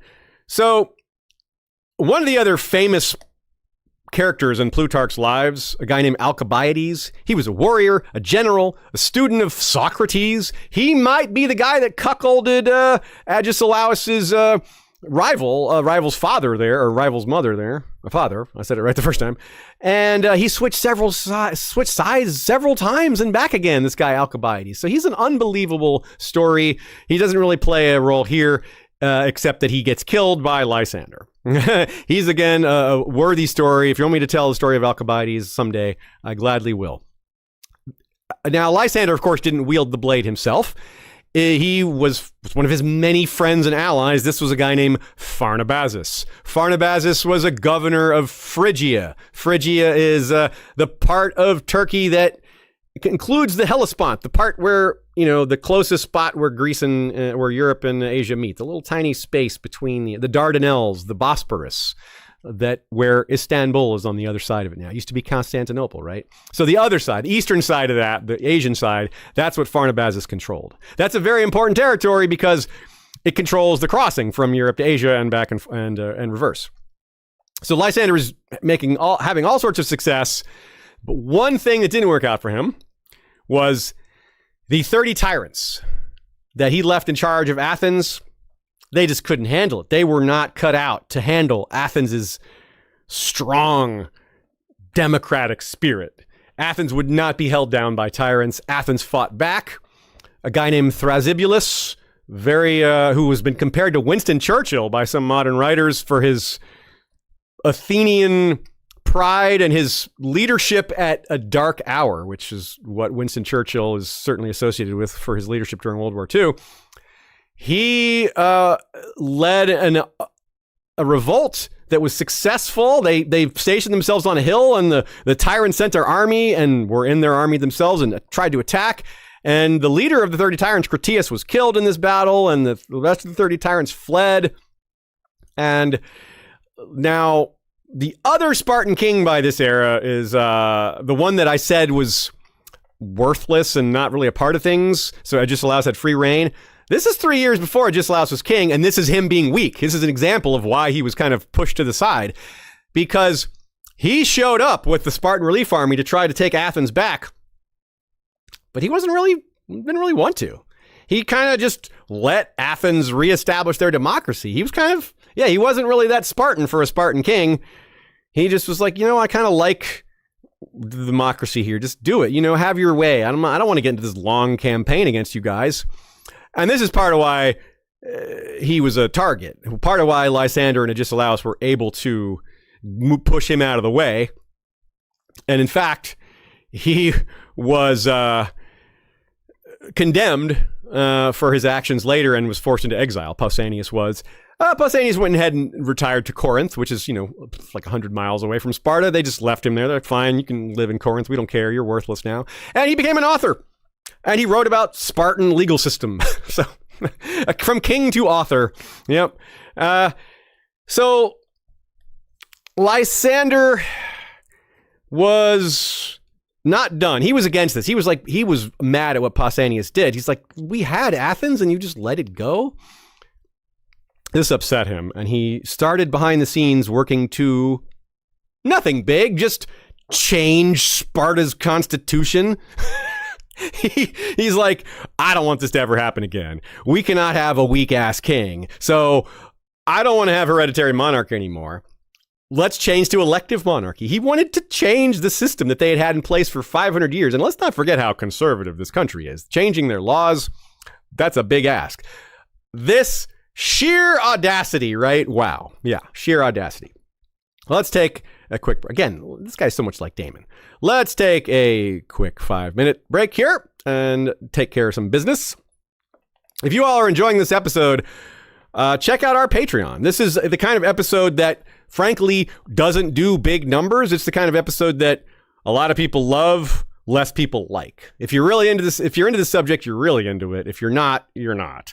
And so we're not going to get a lot of downloads and subscriptions off of this episode. So we need those of you who like it to really step forward and tell us. It doesn't mean you have to give us money, although that is very appreciated. It certainly is important to our existence. But just telling us that you like it, telling your friends that you liked it, that is the main course here. That's what we really need. That's the meat on the bone for us, because that's what helps us get noticed. That's what helps us get new listeners. You are a better salesman for us than we are, because we don't have the ear of your friends. You do. Your friends don't know us. You do. They trust you. They don't know us. Tell your friends. Let's get back to it. Brief message there. Civil War. Agesilaus once said, "It is just that the Asiatic Greeks should suffer for their own inadequacy." This is a guy that really believes in might makes right, and if you can't do what's necessary, you don't deserve it. If you're not free, it's because you're too weak. That's his attitude. Very, very hard ass, right? So what happens here? Artaxerxes gets the throne in 404, 403, goes about trying to secure his reign. It's difficult because Persia's so huge and there's a lot of people to please and a lot of people who aren't pleased. Now, Cyrus was very popular. Cyrus was intelligent. He was very martial. He was athletic. He was brave, but also modest. A lot of qualities that other men like to follow. There's an amazing anecdote about how a bear emerged from the woods while he and his friends were hunting, and the bear went right at Cyrus. And Cyrus didn't flinch. He was mounted on a horse, but he didn't flinch. He stood his ground. The bear, attacked, and he grappled the bear and killed it. He got some permanent scars from it. This is kind of hard to believe, but this is the kind of story told about this guy. Whether it's true or not, it's part of his reputation, and that helped him win support. This is, again, an age of warriors and martial prowess, and that is, whoa, this dude fought a bear. His brother Artaxerxes didn't have stories about him killing bears or anything like that. Not even close. So that was Cyrus's advantage, is that people liked him more. Artaxerxes' advantage was, well, he was the older one and he inherited. That's a pretty big edge too. So, of course, Lysander and Cyrus, they're still plotting. They're doing their thing. Cyrus raises an army. And people are like, what are you raising an army for? He's like, there's some rebellious tribesmen in these mountains. That's the kind of thing that happens regularly. So it was believable. These are basically like the free folk of the area. They're getting uppity, they're hill tribes, whatever. But he was actually raising an army so that he could do a sneak attack, get a little lead time before Artaxerxes knew it was happening. He'd already have his army in the field. He's like, I'm going to fight clansmen. Actually, I'm going to fight you. And Artaxerxes would be like, oh my gosh, I don't have an army ready. But Tissaphernes, again, the guy that ratted out Cyrus's assassination plot, ratted out the true purpose of this army. He figured it out. So it became a full-blown rebellion, an open rebellion rather than a sneaky attempt. Cyrus is fine with that. He's a front and center kind of guy. He's a proud, brave dude. So he just announces his intention. He's like, yeah, that's my intention. Fine. Yeah, you discovered me. What are you going to do? I'm coming for you, brother. So Sparta, they have to make a decision, right? Lysander wants to work with Cyrus, of course, but Lysander's not in charge. He has influence, but he's not the top dog. Now, again, Agesilaus is still a year away from being king, so he had influence, but he also didn't have a big say here. We're not sure what he would have said, but he didn't have that say. Ultimately, Sparta chooses Cyrus because while they were uncomfortable with Lysander's relationship with him, they didn't have any sort of relationship with Artaxerxes at all. They didn't know the guy. They just had nothing to do with him. So they were like, well, let's go with the guy we know. Cyrus hires 10,000 Greek mercenaries, brings them over. And these are, the spear and shield hoplite guys. This group included Xenophon. Xenophon is an author, a warrior who is also an author. You don't see a lot of those. We have several of his books still today, including the full story of these 10,000 mercenaries. And you'll see in a minute why this is an important story. It's called the Anabasis. Now, the battle was called Cunaxa. The leader of these 10,000 mercenaries was Clearchus. He was Spartan mercenary named Clearchus, a very disciplined veteran, a Spartan. He knew his business, very good at war, raised to war all his life, etc. He's also kind of arrogant, though. He didn't really like taking orders from Cyrus, even though he was hired to do so. So Cyrus ordered him to be on the right wing, to face, but to go towards the center and attack the center of Artaxerxes' army. Clearchus didn't want to do that. He's like, nah, that's not what we do. We go forward. We fight their right wing fights our right wing. Or rather, their left wing fights our right wing, and their left wing fights our right wing. That's how it's done. Spartans being very conservative. They don't even really like to change how battle is done. So he's like, I'm not doing that. I'm doing this. That was a pretty big mistake by Clearchus. Someone who was very experienced, did something pretty foolish. This left Cyrus's flank exposed. That in itself didn't end the battle. It did make things difficult for Cyrus. So he adjusted and charged. He went right at his brother. Tried to make it, despite the large sizes of these armies, he tried to make it decisive between the leaders. That's the kind of thing a brave guy would do, right? But Cyrus was killed. He was struck by a blow, fell off his horse, and it's a bit of a dare on the daring situation, which is we get 3 stories of his death. We don't know which is the real one. Now, one was Artaxerxes himself. I'm not actually sure, and history isn't sure that Artaxerxes claimed it, but Parysatis, his mother, wanted him to have credit for it. So she claimed it kind of on his behalf and wasn't really happy with anyone else telling a different version of the story. So we have 3 versions of the story today, but at the time, the other 2 stories were very dangerous to tell because Parysatis didn't like those ones. For example, there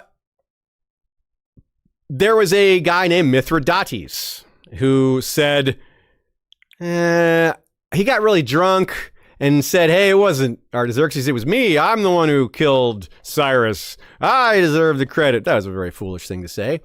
Parysatis found out and sentenced him to scaphism. Oof. If you are squeamish, don't listen to the definition of scaphism. This is when they basically put this guy between like a leather encasement that looks like 2 boats sewn together so he can't move, but there's a lot of space inside. Your head sticks out, but your body is contained. Then they rub milk and honey on your face, point you towards the sun, and wait for the flies. The flies burrow into your face and roost in all the excrement that's in your boat that you're sitting in, and they force feed you milk and honey as well as rubbing it on your face. And after 17 days, he died from, the maggots and all that. So that's pretty bad, right? Another guy, Masabates. That was Artaxerxes' eunuch. There's a lot of eunuchs in Persia. Masabates cut off Cyrus's head and hands and gave them to Artaxerxes as a trophy. Parysatis didn't like that either. So she got her son to play a game of dice with him or with her. And she's like, hey, let's raise the stakes. That eunuch of yours, Masabates, put him up for wager. So, he did. And she won. So she won the eunuch that killed her favorite son and had him flayed alive. Yeah, that's what she did. The third person that claimed to have killed Cyrus was Tissaphernes, the guy who ratted out the assassination plot and the guy that ratted out the surprise attack. But this guy's a governor. He's not a court eunuch. He's not just a random soldier like Mithridates. This guy was a governor, so Parysatis couldn't just get him. Well, at least not right away. Now, Parysatis' Marjorie equivalent here is Statera, who is, of course, the queen, married to her son Artaxerxes. She had her rivalry with Parysatis, and one thing she did was speak out in court over what she did to Masabates. She's like, you took your son's ally and flayed him alive. Like, that's bad. That's evil. You shouldn't have done that. And the 10,000 mercenaries, they didn't know what to do after their leader was killed. They're like, we're 2,000 miles from home and the guy paying us is dead. We're going to go home now. We're going to try to make our way back home. It's going to be hard. It's going to be dangerous. And this guy Xenophon, that soldier author who was in the group, he wrote this book about their adventures trying to get back to Greece. Almost half of them died. Before they actually started going back home, before they figured out what they had to do, Tissaphernes invited the leaders of the 10,000 to a banquet to discuss what's next. Like, you guys, we don't have to be enemies, do we? Maybe that was what he said. But actually, when they showed up to dinner, he had them all seized and sent to Babylon. Interestingly, Parysatis wanted them released, even though they had failed to fight properly for her son. Their leader didn't obey the order. Maybe she didn't know that part. But Statera was like, these 10,000 were hired to fight against my husband. I want their leaders killed. She got her way. Marjorie got her way, and the leaders of the 10,000 were decapitated. And that's when Xenophon, the author, and a few others had to elect new leaders. He was one of them, and they had their adventure, which is a story for another time. A story that, again, we have that book. He wrote it over 2,000 years ago, but we have it. A little while later, Parysatis invited Statera to dinner.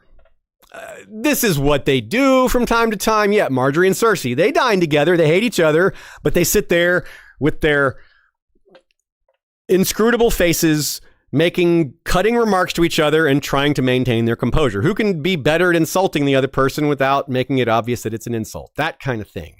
Now, of course, neither of them are stupid. They're both wary of poisoning, of underhanded maneuvers like that. They don't trust each other. They both hate each other. So, there's always there's a little bit of wariness involved here. Parysatis had a game hen cooked for them to share. Took a knife. She didn't take a knife. Her servant, Gigas, took a knife and sliced the bird clean in half, right down the middle. What Parysatis had done was put poison on one side of the blade only. So when the knife cuts through it, only the blade on one side had poison on it, so only one half of the bird got poison on it. So when Statera sees Parysatis eating, she's like, okay, I'm good. I'll eat too. Whoops. She died painfully. It was several days of dying. This is like something out of the TV show where Circe poisoned her Dornish prisoners. Very similar to that. And Artaxerxes forgave her. What? You killed my wife! But he forgave her. This is what I mean about her having really powerful hold over him. Apparently she was banished to Babylon for a little while, but I mean, Babylon was one of the royal capitals. She probably lived just as powerfully as she did, maybe just a little bit less influence, but eventually she was allowed back. The servant, Gigas, who actually did the cutting of the game hen, Artaxerxes had her killed brutally, like had her head put between stones and crushed. These Persians and their executions, just unbelievable, right? Side note, both Statera and Parasatis have asteroids named after them. One in 1916, one in 1918. Yeah. So Tissaphernes still had a problem with these 10,000 mercenaries. He had obviously screwed them over and killed their leaders, but they were trying to pass through his territory to get home. He basically was able to play it off by his enemy Pharnabazus, who we mentioned earlier. Pharnabazus is the one who helped Lysander by murdering Alcibiades. Tissaphernes and Pharnabazus, as neighboring governors often do, hated each other. So Tissaphernes basically was hated by everybody. Tissaphernes, we'll call him Tissaphernes the Terrible, or Tissaphernes the Treacherous. The Greeks hated him. Both Spartans and Athenians hated him. Half of the royal family hated him. All of Cyrus's allies hated him. Lysander hated him. But King Artaxerxes thought he was one of the most loyal guys that he had. So that he had that going for him. Tissaphernes' story is not over. He is continuing in this one. The year 400 hits. Now we have the 95th Olympiad. The stadion, the naked race, naked sprint was won by Minos of Athens. The boxing by Demarchos of Parasia. The wrestling by Baucis of Troezen. The pancration, mixed martial arts, by Antiochus of Lepreon. And the 4-horse race was won by Timon of Elis. Another Elysian winning. Again, the Elysians are the ones who founded the Olympics, and they're very rich and had a lot of horses. So even though Cyrus was dead, the reason for the war, there's no rival claimant, the war still popped right back up with basically the same people, as we'll see in a minute. Because Tissaphernes, the year later, wanted to punish the Greek cities of Ionia, the Turkish Greek cities, for siding with Cyrus. He wanted to get back at them for that. And Sparta, because they're friendly with those cities, thanks to Lysander, rose to their aid. So you get the same exact people, minus Cyrus, fighting against each other 2 years later. Just like that. Thanks to Tony Sled 6976 for the super chat. Says, I love this. You guys rock. I'm glad you love this. I love it, and I hope to get to do more of it. So let's not waste any time and get right back to it. The defense gets offensive. Before Tissaphernes launched his attack of punishment there was the Game of Thrones played in Sparta, which I already described. This now happened. The time when Agesilaus, with Lysander's help, outmaneuvered his cousin Leotychidus, rather, mostly by that bastardry rumor.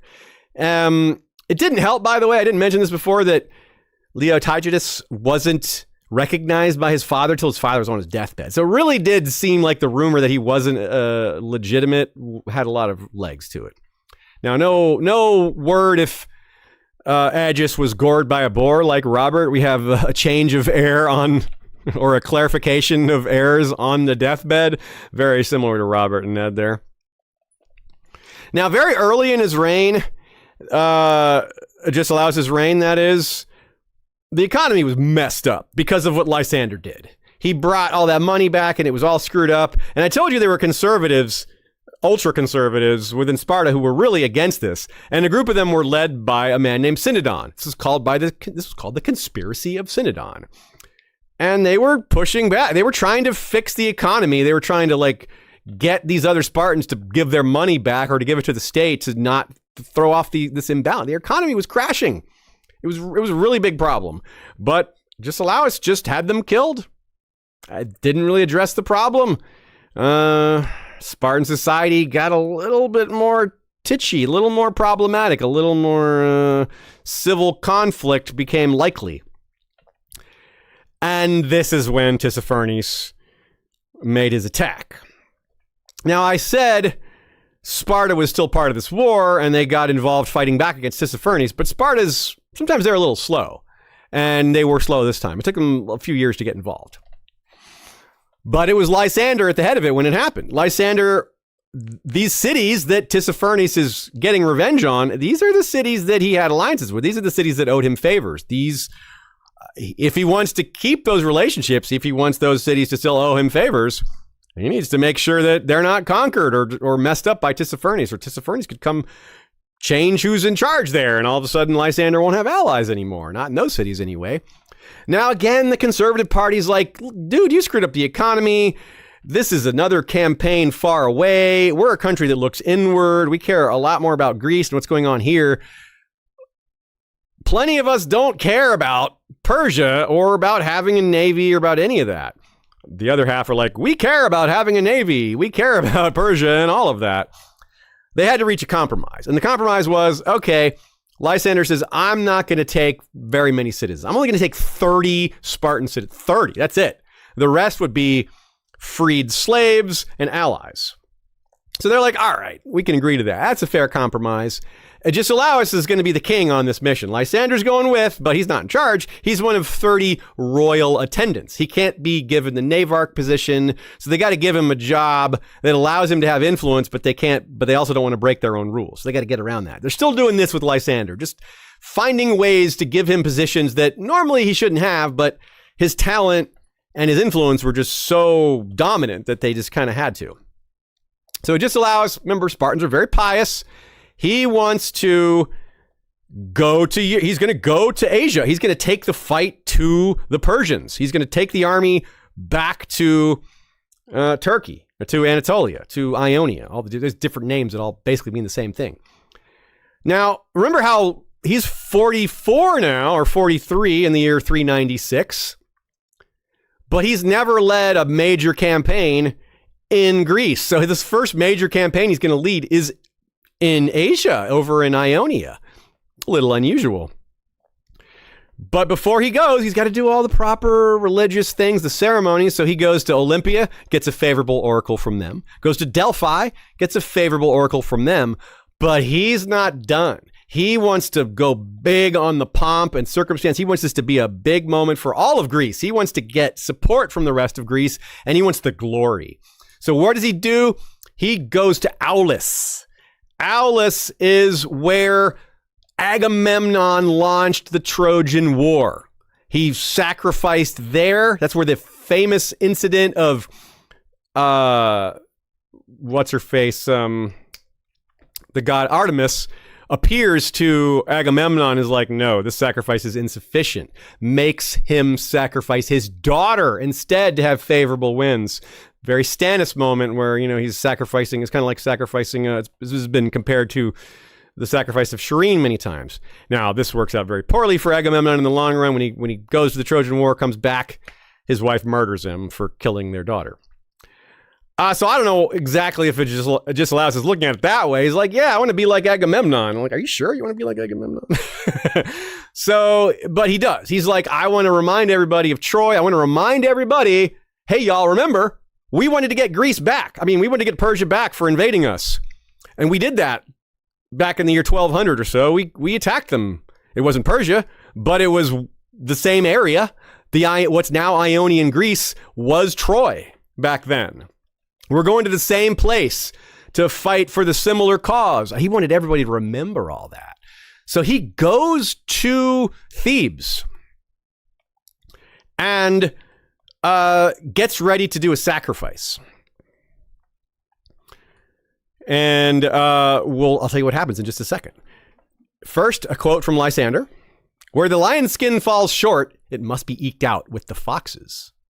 That's a great one. He's saying, yeah, when frontal aggressiveness, when straightforward attacks don't work, you got to be sneaky. You got to work things. You got to be underhanded. If you can't do it with straightforward means, you got to be underhanded. Now, frankly, I think Lysander preferred to be the fox than the lion, but he's a Spartan, so he's got to give lip service to manly frontal assaults. This was the year 396, like I said. So the 96th Olympiad. Yeah, that's an amazing thing about Greece. I told you how small it was. They kept doing the Olympics, even when there were wars. The entire country could be war-torn, and they would still do the Olympics. They were very dedicated. They really were into their athletics. The Stadion was won by Eupolemos of Elis, another Elysian winning. So that's the naked sprint. The Dialos, which is the double naked sprint, just twice the distance, was won by Crocinus of Larissa. Now, Crocinus of Larissa, if you recall, won the Stadion back in 404. So he won the naked sprint in 408 or in 404, and then won the naked double sprint in 404. Fast guy, apparently. There were new events that year. The Herald contest, the loudest voice, I guess, and the trumpet contest. These were, yes, trumpeting and herald speaking, orating were Olympic events. They were won by Timaeus of Elis and Crates of Elis. But Caniska, a Spartan princess, became the first woman known to breed horses for competition. She trained them and bred them herself, which is unusual. Rich people, often they don't do the training part. They just hire people to do that. But apparently she was very involved in it. And her horses won. She got a statue made to boast of this accomplishment that said, I'll read you the quote in just a second. Or Shay will read you the quote in just a second. And this made Agesilaus very happy. Anything that's increasing the glory of Sparta, anything that's a win for Sparta is nice for him. Oh, but also this was his sister. Yeah. So he's very proud. There's some evidence that he pushed her to enter this because he observed her talent and was like, well, you're a woman. They don't let women do this, but we can make this happen. And she did it. And this wasn't just a one-off. Not only is she going to compete in the next Olympics, which I'll tell you the results of when we get there, but it opened the floodgates for more women to get involved in chariot racing. There's multiple women's sports organizations today that are named after Caniska. There's a hero shrine erected to her in Plane Tree Grove, which is a Spartan religious ceremonial place. So she had her own shrine made for this. Pretty cool. Now, like I said, a lot of Olympic athletes, when they win, they make a statue of themselves and donate it to Olympia. We have what hers read. The inscription is still visible, and it says, quote, "Kings of Sparta are my father and brothers. I, Caniska, victorious with a chariot of swift-footed horses, have erected this statue. I declare myself the only woman in all Hellas to have won this crown. Apelles, son of Callicles, made it." Gotta love that. Gotta love that. Back to the campaign. This may have happened before the campaign or just after. Either way, Agesilaus would be very happy for his sister and for his family and for Sparta. Given the magnitude of the campaign and given how Agesilaus was selling it as a pan-Hellenic enterprise, we're all going after Persia. We're all going to save these Greek cities of Persia from Persian dominance. We all have a vested interest in this, don't we? Nah. Athens, Thebes, and Corinth, which Corinth would be probably the fourth most powerful city in this era. They were more interested in art and partying, so they're less involved in the wars, more involved in the economy and the art and stuff like that. So, as I said, Agesilaus went to offer that sacrifice, billing it as the Second Trojan War. But the problem is that Aulis is in Boeotia, which is Theban territory. And Agesilaus didn't ask for permission. Worse, he used his own priest, his own seer, to perform the rites. Big no-no. This was like him just being an 800-pound gorilla, thinking he can get away with whatever he wants. He didn't bring his army with him. His army was still stationed back at their camp. He only brought his 30 royal attendants with him, including Lysander. Thebes sent out a cavalry detachment when they heard what was happening, and they interrupted the ceremony. They took the sacrificial victim, which is an animal, not a person, and they threw it on the ground like a Lonely Island song. Just threw that stuff on the ground. The Spartans were horrified. How many times have I pointed out in this episode how pious they are? These dudes just interrupted their religious ceremony, threw the sacrificial offering on the ground. Big deal. Mad. They were very angry. Agesilaus, proud, pious, pissed. But couldn't do anything about it. He only brought his 30 attendants. They're not going to spill blood at a religious place like this. He just had to swallow his anger and sail off. But what did I tell you at the beginning of this episode? Why did Agesilaus sneakily, underhandedly, probably push this sneak attack, this secret coup on Thebes in 382? Because of stuff like this. He hated Thebes. But he did his job. He kept going. He continued on to Asia with the campaign. Many of those 10,000 soldiers that had by this time made it back joined up. They were like, yeah, I've been there before. I want to go back there. So a lot of those guys re-signed up with Agesilaus, including the author Xenophon. Xenophon and Agesilaus formed a relationship. They knew each other. Xenophon really liked Agesilaus. I'm not saying it was a sexual relationship, just a friendship.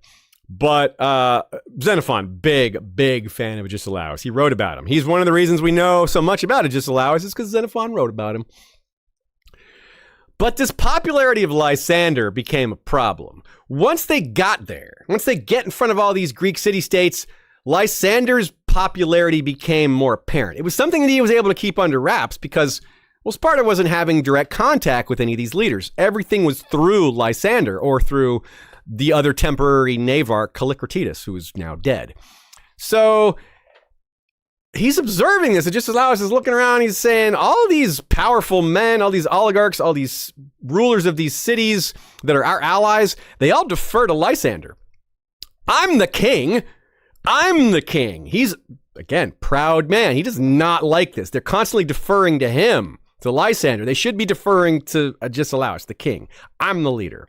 He was upset about this. It wasn't just the Ionians, too. It wasn't just the Ionian Greeks, but the Persians. That upset him even more in a way, because these Persians are lesser to them. Like, even the Persians are giving more deference to Lysander. Ooh, that bothered him so much. So this is an Ares-Tywin situation. Even though Agesilaus is our Tywin, he turns to Ares here because he really doesn't like seeing this lesser guy, this lower-ranked man, get so much acclaim, get so much deference, get so much pride and so much honor. So what does Agesilaus do? Even though this used to be his lover, even though this guy helped him take the throne, even though this campaign wouldn't be happening without him, what does Agesilaus do? He makes Lysander his royal meat carver. Think of Robb Stark and that joke with the Greyjoy. It's like, my lord father told me it was death to bear steel against your liege lord, but doubtless you just meant to cut my meat. Right? Yeah. The idea was to humble him, of course. And it wasn't enough entirely. So he let him keep this job for a little while just so he could shove it in people's faces, so enough people would see Lysander doing this. And Agesilaus was known to quip, like, yeah, these powerful men need to go consult with my meat carver. So eventually he's just like, after a little while of making people watch him cut meat, he sent him to guard the rear and then sent him back to Sparta after that. And of course, this is risky as hell, right? This is the guy that without him, this campaign might not work. None of these cities would even be under Spartan control in the first place without Lysander. This guy is a genius, a military genius. Agesilaus is sending away, because of his pride, his best military asset. But Agesilaus is really good too. He's really talented. We haven't seen him in action yet, but he's confident. He knows what he's capable of. He's not wrong. This is not going to backfire horribly, even though you might think it would. But what does Lysander do back at Sparta? He goes right back to his plotting, goes right back to his plan of trying to change the constitution. He's like, all right, well, I'm back in Sparta, so let's go back to that plan. Let me go try to change back to elective monarchy. Let's get away from this hereditary monarchy crap and go to elective monarchy. We'll return to him and his plotting in a little bit. Let's stick with Agesilaus. Who was his opponent in the field? Tissaphernes, of course. The Tissaphernes, the traitorous, the treacherous. Who do you not agree to a truce with? a guy who I just called treacherous. Well, they did have a truce. They swore holy oaths to obey this truce, give each other a few months to get their business together, and then they'd go back to fighting. But Tissaphernes, the minute his reinforcements arrived, he broke the truce. Agesilaus said, thanks. Thanks for breaking the truce. You broke a holy oath. You put the gods on our side. By breaking a holy oath, the gods are now on our side. He masterfully used that for his advantage and giving his own troops morale. He's like, yep, look, the gods are on our side. He broke a holy oath, y'all. And the Spartans being so pious, they totally bought it. They totally believed him. And probably a lot of the other Greeks did too. Very effective use of morale there. So this is what I'm saying. Agesilaus, he knows what he's doing. Sending away a genius commander, not going to backfire like you might think. So he told Tissaphernes, he declared this out loud, made sure everybody heard it. He wanted all of the region to hear that the gods were on his side, because that's a great thing to trumpet. He's like, the gods are on the Spartan side. That could win him more allies, right? If people believe it. A lot of pious people out there might be like, yeah, that's a good point. Tissaphernes broke a holy oath. He's the bad guy. So when declaring this, he also said, we're going to march on Caria, I don't know, whatever the name is. Caria, it doesn't matter. Yeah, I'm going to march on Caria. And Tissaphernes was like, oh, he heard this declaration, sent his army to Caria. Agesilaus didn't attack Caria. He lied. Tissaphernes sits there with his army, waiting for Agesilaus to show up, never does. Agesilaus attacks elsewhere. Tissaphernes is rightfully fooled and rightfully angry and looks foolish. He looks like he got played, because he did get played. Agesilaus then says, I'm going to attack Sardis. Says it very loudly, make sure everybody knows. And this sounds like a Spartan thing to do. They're so aggressive and straightforward. He's like, yeah, I'm declaring his intention to attack. Meet me there. We'll face each other. We'll see who's stronger. That's a Spartan thing to do. This time he was lying again. He didn't attack Sardis. He was reverse bluffing. Tissaphernes thought he would do the same thing. He's like, I don't believe you this time. I'm not sending my army to Sardis because you're just tricking me. He did go to Sardis and he did burn it. So again, Tissaphernes looks real dumb and Agesilaus looks real smart. Now, this is an important spot. Sardis is not just some random city. Sardis, 100 years before, had been burned by Athens during a different Ionian revolt. That Ionian revolt led to the Persian Wars, which led to the Battle of Thermopylae. That is what Xerxes was coming over to Greece to do, to punish them for burning Sardis 100 years before. Over 100 years before. So yeah, Tissaphernes said the old, fool me once, fool me. Yeah, you did get fooled twice. And he did get fooled again. So, yeah. Sparta was so happy. They're like, yeah, Agesilaus, good job. Some of the conservatives were happy because he pushed Lysander to the side, and they were happier seeing their king do this rather than this upstart. And they made him commander of both land and sea armies. That had never been done before. No Spartan king had ever had full command of land and sea armies. Also, for most of Spartan history, command of their sea armies doesn't mean very much. But again, this is despite very little experience. He showed talent and clearly had learned things from when he wasn't king, but he was new. He also was learning a new style of warfare. Fighting in Asia Minor, very different than fighting in Greece. Greece is very hilly, very small, not a lot of cavalry, room for cavalry, not a lot of archers. That's why they have those big, heavy infantry everywhere. That's the core of their armies there. That's what it's all about. Big, wider spaces in Turkey, way more cavalry, way more like javelineers and slingers and archers. Agesilaus, despite coming from a very conservative country, adapted to this style of warfare very quickly, which is going to matter a lot when he goes back to Greece and has these cross-trained skills. Now, Tissaphernes, after these two losses, was definitely embarrassed. His status dropped a little bit. He had a chance to get back in it. If he could win a battle or two, he'd look good. But remember his nearby governor, Pharnabazus, who didn't like him. Pharnabazus was like, I don't like Tissaphernes. I know who else doesn't like Tissaphernes. Parysatis, our Circe, who still wants revenge on Tissaphernes for twice ratting out Cyrus. And this gave them an opening. So Parysatis, along with Pharnabazus and a third guy named Tithraustes, convinced the king, Artaxerxes, that Tissaphernes, he's a failure. He's got to go. And Artaxerxes, he didn't care that much. He's like, okay, sure, fine. His mother's very influential. He goes along with it. So Tithraustes goes to Asia Minor and gets a meeting with Tissaphernes and gets him to go to someone's house, and they murder him. And Tithraustes instead, Tithraustes then takes his place. He becomes the new governor of the region, and now he has to deal with Agesilaus. But he takes a much different strategy. He's like, I don't want to fight this guy in the field. Tissaphernes didn't lose because he's an idiot. He lost because Agesilaus was smarter, and he's a smart guy. I don't really want to go up against Agesilaus either, so I'm going to offer him a bunch of money.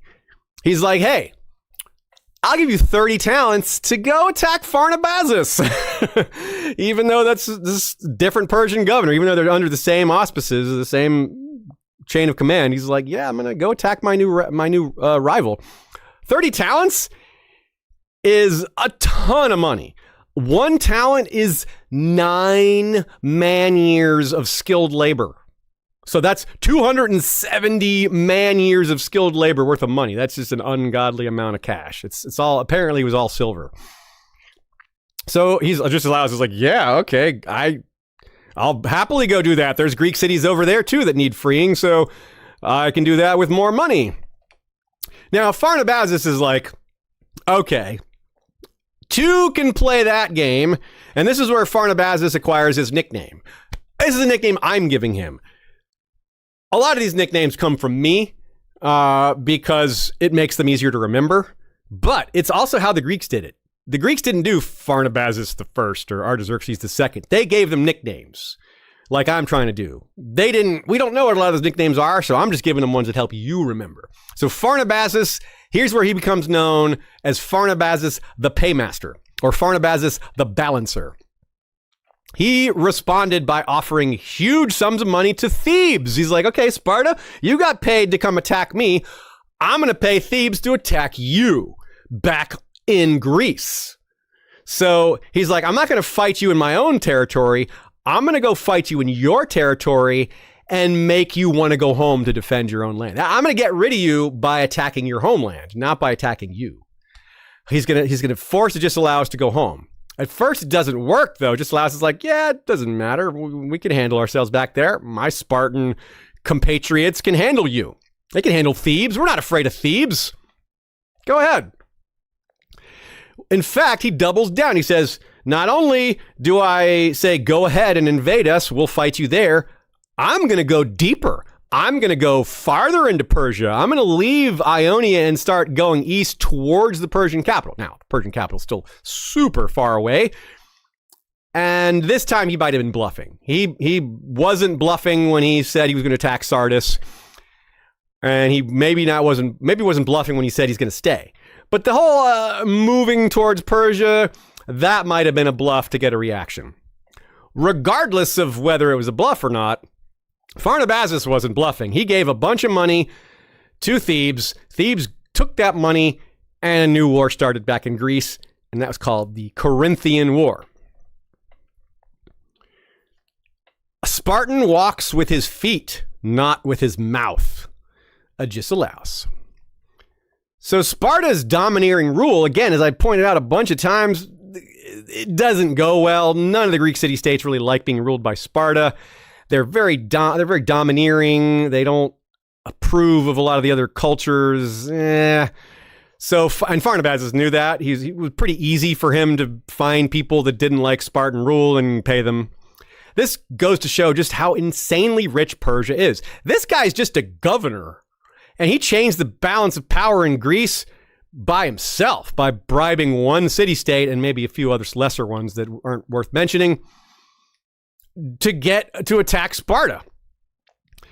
Sparta, this is dangerous, even though despite Agesilaus making these claims about them being not bothered, if Sparta had all of Greece turn against them, Athens and Thebes and Corinth and all these other ones, that's a problem.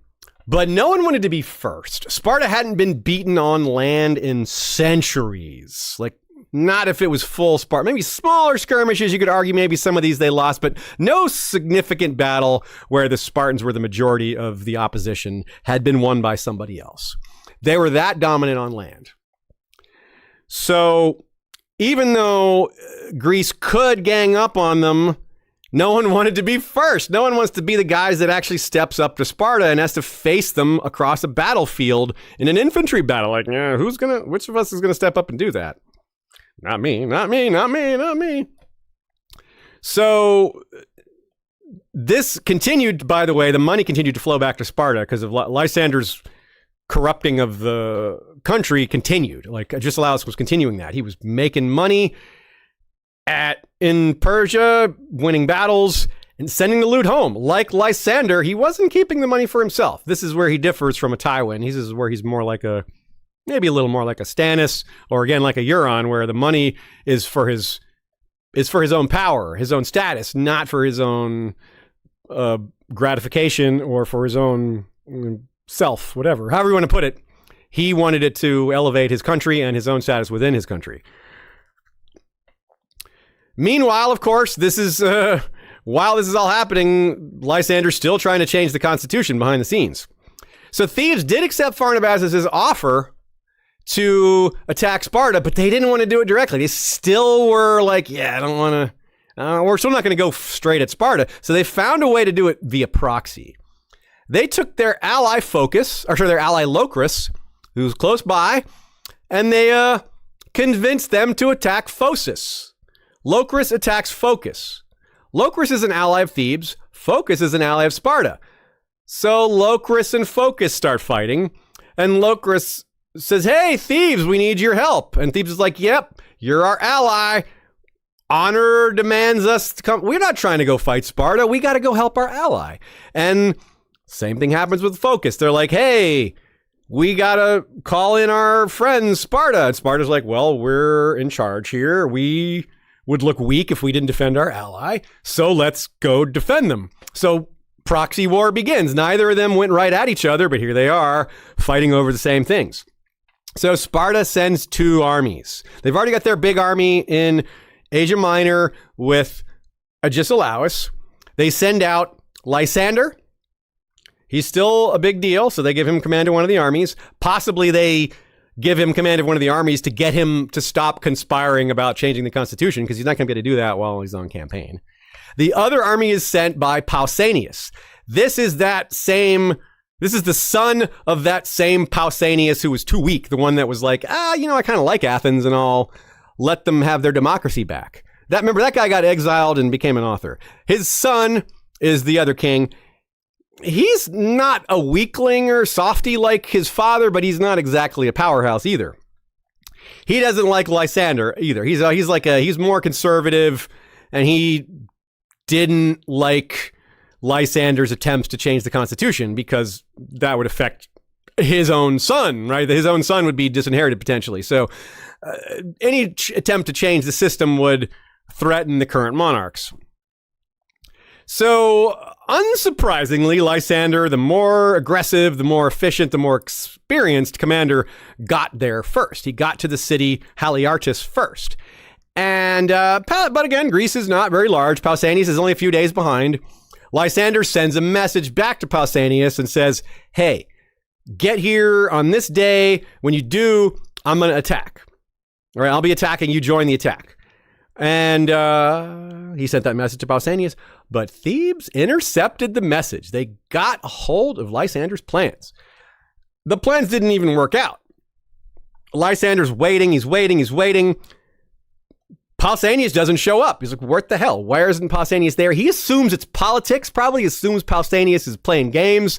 Pausanias is making this move to make Lysander look bad, or it's about the Constitution thing. It's about Lysander. It's not about the battle. That's probably Lysander's assumption.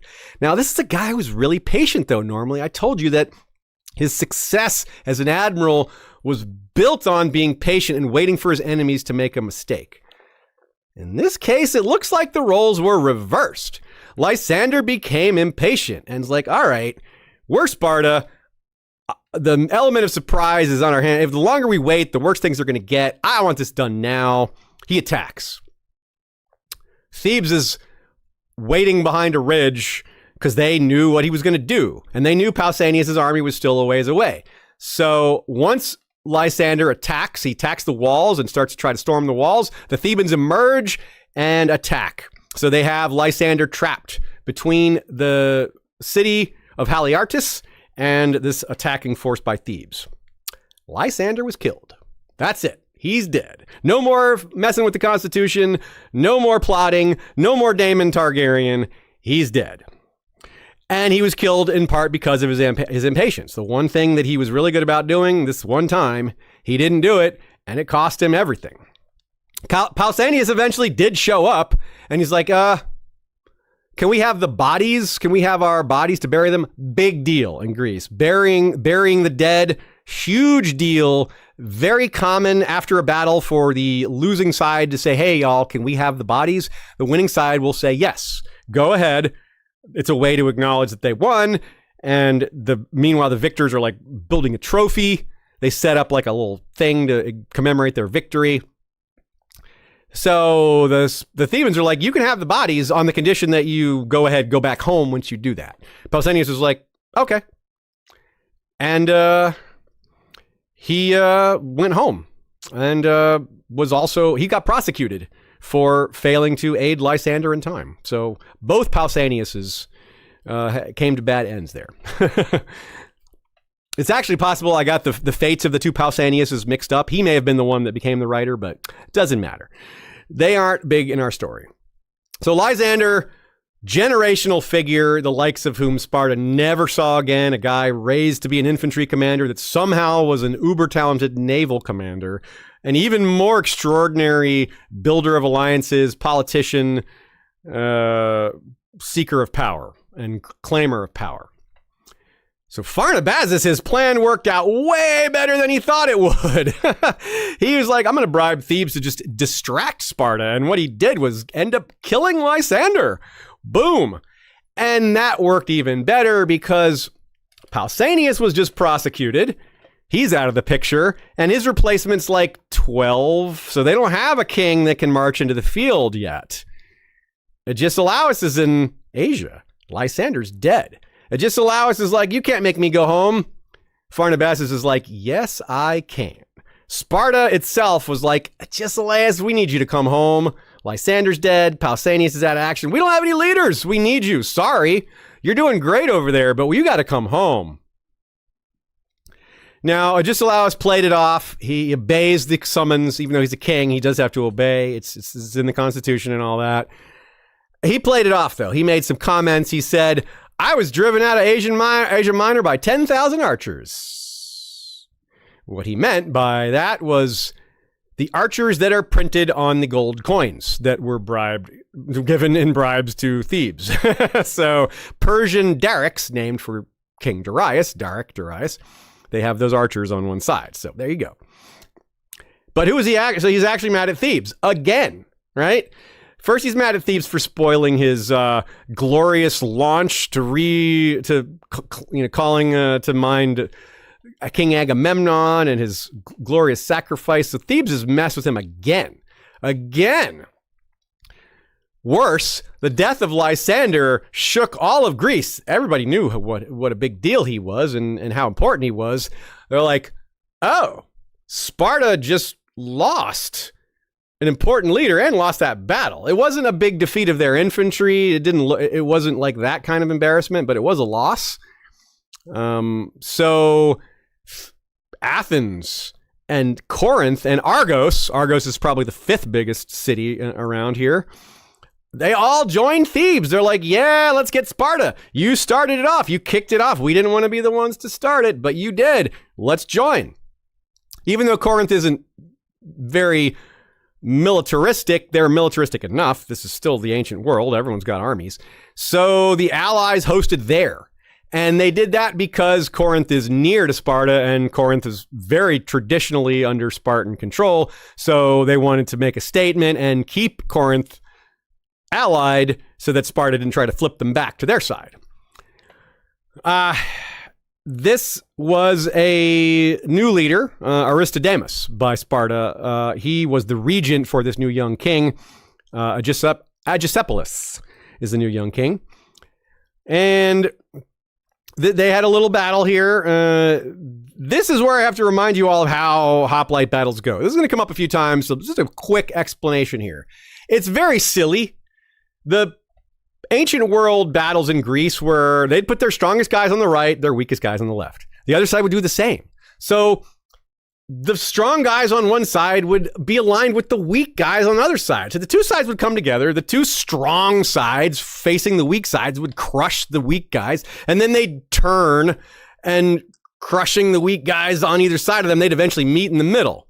And so it often became which right crushes which left fast enough to attack the other right before they can, get their positions right and their discipline, their formation. It's like a shin facing off a steel-toed boot. Both sides, like two boots facing each other, where each toe of each boot is lined up against the shin. And they're kicking each other. And they set up this way every time. Of course the shin's going to lose to the steel-toed boot. But this is just how they did it for centuries. This was no different. Yes, I'm setting it up for a time when it will be different, but it's not this time. So Thebes was excited, they're eager, but they're undisciplined. And Sparta's still very good at they're still good at their business. They're still the best on land, even though their reputation's slipping a little bit. They're still just ultimately, their citizens do nothing but practice war. That's still not the case for anybody else. Not Thebes, not Corinth, not Sparta, not Argos, not Corinth. So Sparta wins. It's not an overwhelming victory, but it is a win. It's clear enough. But it wasn't enough for them to break through and get to Corinth and put Corinth under siege or anything like that. Remember, Greece is very hilly. So they were able to protect the passes into Corinth, and Sparta didn't win by enough margin to force the issue. So they took their victory and marched back home. At the same time, there was a big naval battle at Cnidus. Now, the Allies won this, beating Sparta badly, and the part of the reason they won because of a dude named King Evagorus. King Evagorus of Cyprus. Cyprus is that island that's like right off the coast of Lebanon and Palestine and all that, near Israel, etc. So this King Evagorus, by the way, claimed descent from Ajax. So cool guy. Maybe he was really big. Anyway, very clever too, this man. So Sparta's power at sea just done. That was it. All that power Lysander built, they lost badly in this battle, and they lost their navy, and that was it. For at least for now, they may never get it back, but they didn't have it. They might, but they don't have it right now. So Pharnabazus is having crazy success here. He thought to just distract Agesilaus, force him to go home, but actually his campaign of payment is going way better than he could have thought. So many of the allies, so much of Greece turned on Sparta, more than he could have predicted. And now with Sparta's sea power gone, that's just going to embolden more allies, right? So he gives money to a guy named Conon, who was an Athenian strategos, general strategos, same thing. And Pharnabazus and Conon take their fleet and go to all those islands one by one, start flipping them back. Lysander and company had flipped so many of those, like with flipped them to oligarchies, exiled or killed Democrats, installed people loyal to him, and then went on. Now it was getting flipping back to the Democrats, to the Thebans and the Athenians, which is a little odd. Remember that this is a Persian effort. So Persia's flipping things to democracies, which is not normally what they do, but they're fighting against Sparta, and that's the best way to beat Sparta. So a lot of these, as soon as they flip them, they join. They're like, all right, we're on your side now too. And they add their strength. So as Conon and Pharnabazus the balancer, are going through here, flipping islands, they're also adding strength. So basically Lysander's burgeoning kingdom that he wanted to be king of one day is kind of gone now, only a few months after his death. Pharnabazus then went further. The paymaster gave Conon enough money to rebuild those 4-mile-long walls. How much money would that be? I don't know, but a huge amount. And he wasn't done. He didn't just give him enough money to rebuild the walls. He gave him enough money for 80 ships to guard the project because, someone could sail in and blow all that up. That amount of money is just absurd. I mean, 80 ships, all those crews. We got to talking earlier about how one of the bigger sea battles wasn't a battle, but a war of wages between Lysander and some of the Persians there and some of the others. So this, again, was playing out. Now, Pharnabazus, so successful that he's recalled back to Persia and offered a daughter of Artaxerxes to marry named Apame. And he does. He goes and does that. And he's going to exit the story for now. But he'll be back. He will be back. Pharnabazus will be back. Pharnabaxus. He's replaced by Tiribazus. So from Pharnabazus to Tiribazus. And we'll talk about him in a minute.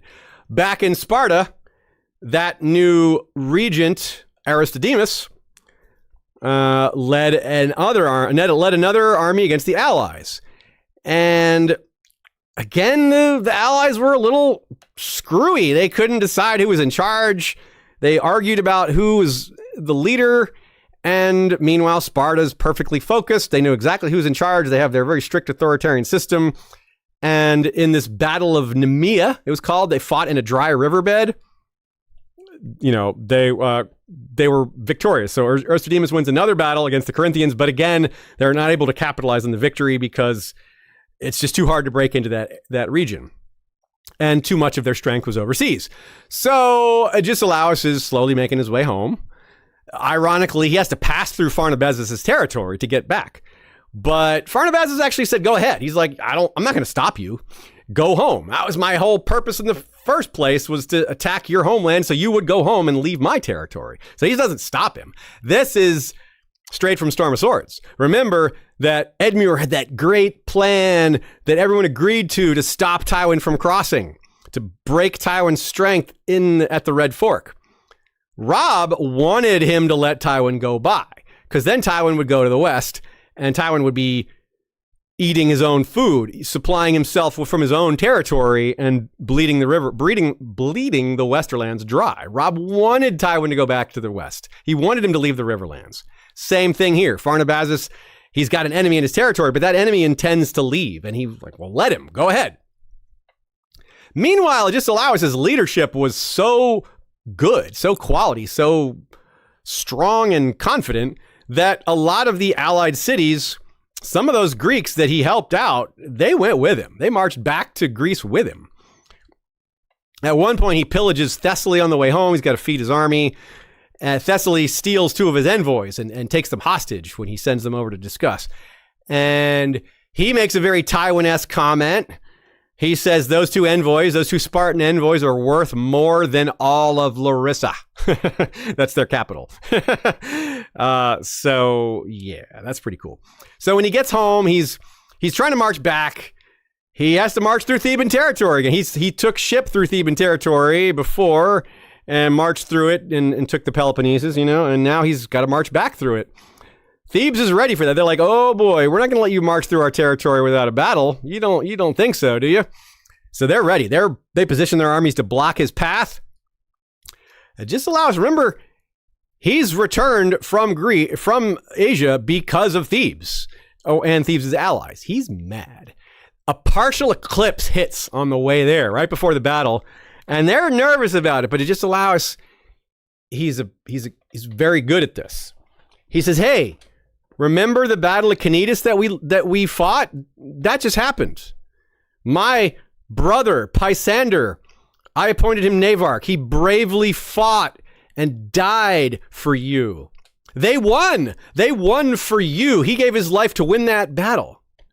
Do you all remember, guys? I told you that they lost that battle. Yeah, Agesilaus just straight up lied to his army and said that they won this famous sea battle over there. He said, yeah, we won, so let's build on that and win another one. Yeah, he just straight up lied. So again, you have this is actually a pretty big army. You got 25,000 allies facing about 20,000 men led by Agesilaus. So it's the shins versus the toes, the boots again. It's the same setup. And it was the Argive army facing the Spartans. And they were like, wait, why are we facing the Spartans? We don't want to face the Spartans. So before the two lines even came together, the Argives ran away. The Spartans were like, yeah, we won. And some of Agesilaus' allies are like, hey, you deserve a wreath to commemorate your victory. Take this wreath and yay. And meanwhile, the Thebans had won on their side. Their boot kicked through the enemy's shin, which wasn't Spartans, it was Spartan allies. And what do? They kept moving forward, and they find themselves in Agesilaus' baggage train, which contains loot that he got in Asia. So all of his Persian loot sitting in his baggage train, and they're like, let's steal that. Agesilaus finds out that this is happening. He gets back into armor and gets his men back together and marches that way. And he's mad. He's very mad. Now, in normal hoplite battles, they don't have a lot of casualties. They try not to go straight at each other because it just becomes this insane slugfest where they're just pushing and shoving and no one can get the advantage. But Agesilaus sought this out. This is an experienced commander, but he's mad. He should have let the Theban phalanx pass through and then attack them from the side, because phalanxes are vulnerable from the side and rear and only strong at the front. And they're very unwieldy. It's hard to turn. You got all these, you got 100 men in rows, and they're very unmaneuverable. And they're not meant to be super maneuverable because this is hilly Greece where you don't have a lot of room to maneuver. But Agesilaus didn't want that to happen. He decided to block their pass. Xenophon was in Agesilaus' army, and he wrote about it. He said, so shield pressed upon shield, they struggled, killed, and were killed in turn. One of the bloodiest hoplite battles of all time. The Thebans eventually got away back to their city. They retreated and got back home or got to the mountain nearby. Some of them went to a nearby temple of Athena, and Agesilaus himself was seriously wounded. He had to be pulled out of the battle. He was bleeding and in serious straits there. He told his men to leave alone the ones that took shelter in the temple of Athena, and donated 10% of his wealth that he had taken on campaign to the oracle at Delphi, which he had gotten an oracle from before he left to go to Asia. So he was kind of returning and finishing that off. And he sent a detachment over to Locris. Remember the original target of the proxy war? Thebes got Locris to attack Phocis. Well, this wasn't over yet. So Agesilaus is like, hey, let's go get Locris while we can. He sent one of his polemarchs over there, but that polemarch screwed it up, got killed. And so Agesilaus marched home. Although he wasn't doing much marching because of his serious injury. So think about now Sparta's big problem with leadership. They lost Lysander. They lost Pausanias. They have this Aristodemus character, but now Agesilaus is seriously injured, so he can't really be a leader either. He might not even survive. And this is only a year after Lysander's death, so that's a big deal. Agesilaus, because of this play, because of this head-on assault against the Thebans, even though it's manly and, brave, Sparta didn't like it because their citizens, their Spartan warriors, are worth more than any other country's warriors. Again, they put all their effort into making them soldiers. It's all they do. Theban soldiers, Argive soldiers, they're farmers half the time, more than half the time. They aren't worth as much on a battlefield. So 300 Spartans getting killed in a battle like this, doesn't matter how many they killed of the enemy, that's too many to lose. They are supposed to preserve that core Spartan strength because, again, that citizenry is collapsing internally. They can't afford to lose Spartan citizens, especially not because you hate Thebes. Yet Agesilaus says things like, I rule because I am ruled more than others. It's a way to say he has more discipline. But he's a real hypocrite about that. Yes, he is more ruled than others, but he also rules because he's cunning and sneaky, as well as aggressive and a great warrior and a great leader. Because while he's laid up with this injury back in Sparta, he can't lead on campaign. He's pretty old now. He's in his 50s. Old for a warrior, certainly. He starts to sink his hooks into the new young king Agesilaus, the 10-year-old. He's like, well, you're a young guy. Our culture is big on older men influencing younger men, and you're a future king. My co-king. I'm a king, you're a king. I'm the older guy. Let me teach you what it's all about. So yeah, Agesilaus starts teaching Agesilaus basically his ways. He's like, I got a young king. He's very open to suggestion. And that's what he does. He starts manipulating and teaching him and getting him to think the way he does. The Corinthian War is not worth getting deep into. It's a 7-year-long war, and it's a lot like that March of Aristodemos, where they win a small battle, but nothing really much happens because of it. They can't build on that. What's interesting about the Corinthian War is just a few things. Here's a couple of notes on it, some interesting things that happen rather than us going through the whole thing. Plato, the philosopher, was probably in some of these battles that amounted to very little. He may have even been in that battle where Archidamos won, but then went back to Sparta after accomplishing very little. There was a time when Agesilaus got back into command. He recovered, and several years in, he started leading armies again. And there was one small battle he lost to a man named Iphicrates, who we'll call Iphicrates the Innovator. Iphicrates the Innovator, he changed a few things about phalanx warfare. I told y'all that it was just very straightforward, very conservative. They face each other. They go head on sometimes. There's the boot and the shin, all that business. Well, Iphicrates said, well, we're all doing the same thing. Why don't we make the spears just a little bit longer? Then we have a little more reach. We can start poking at them before they poke at us.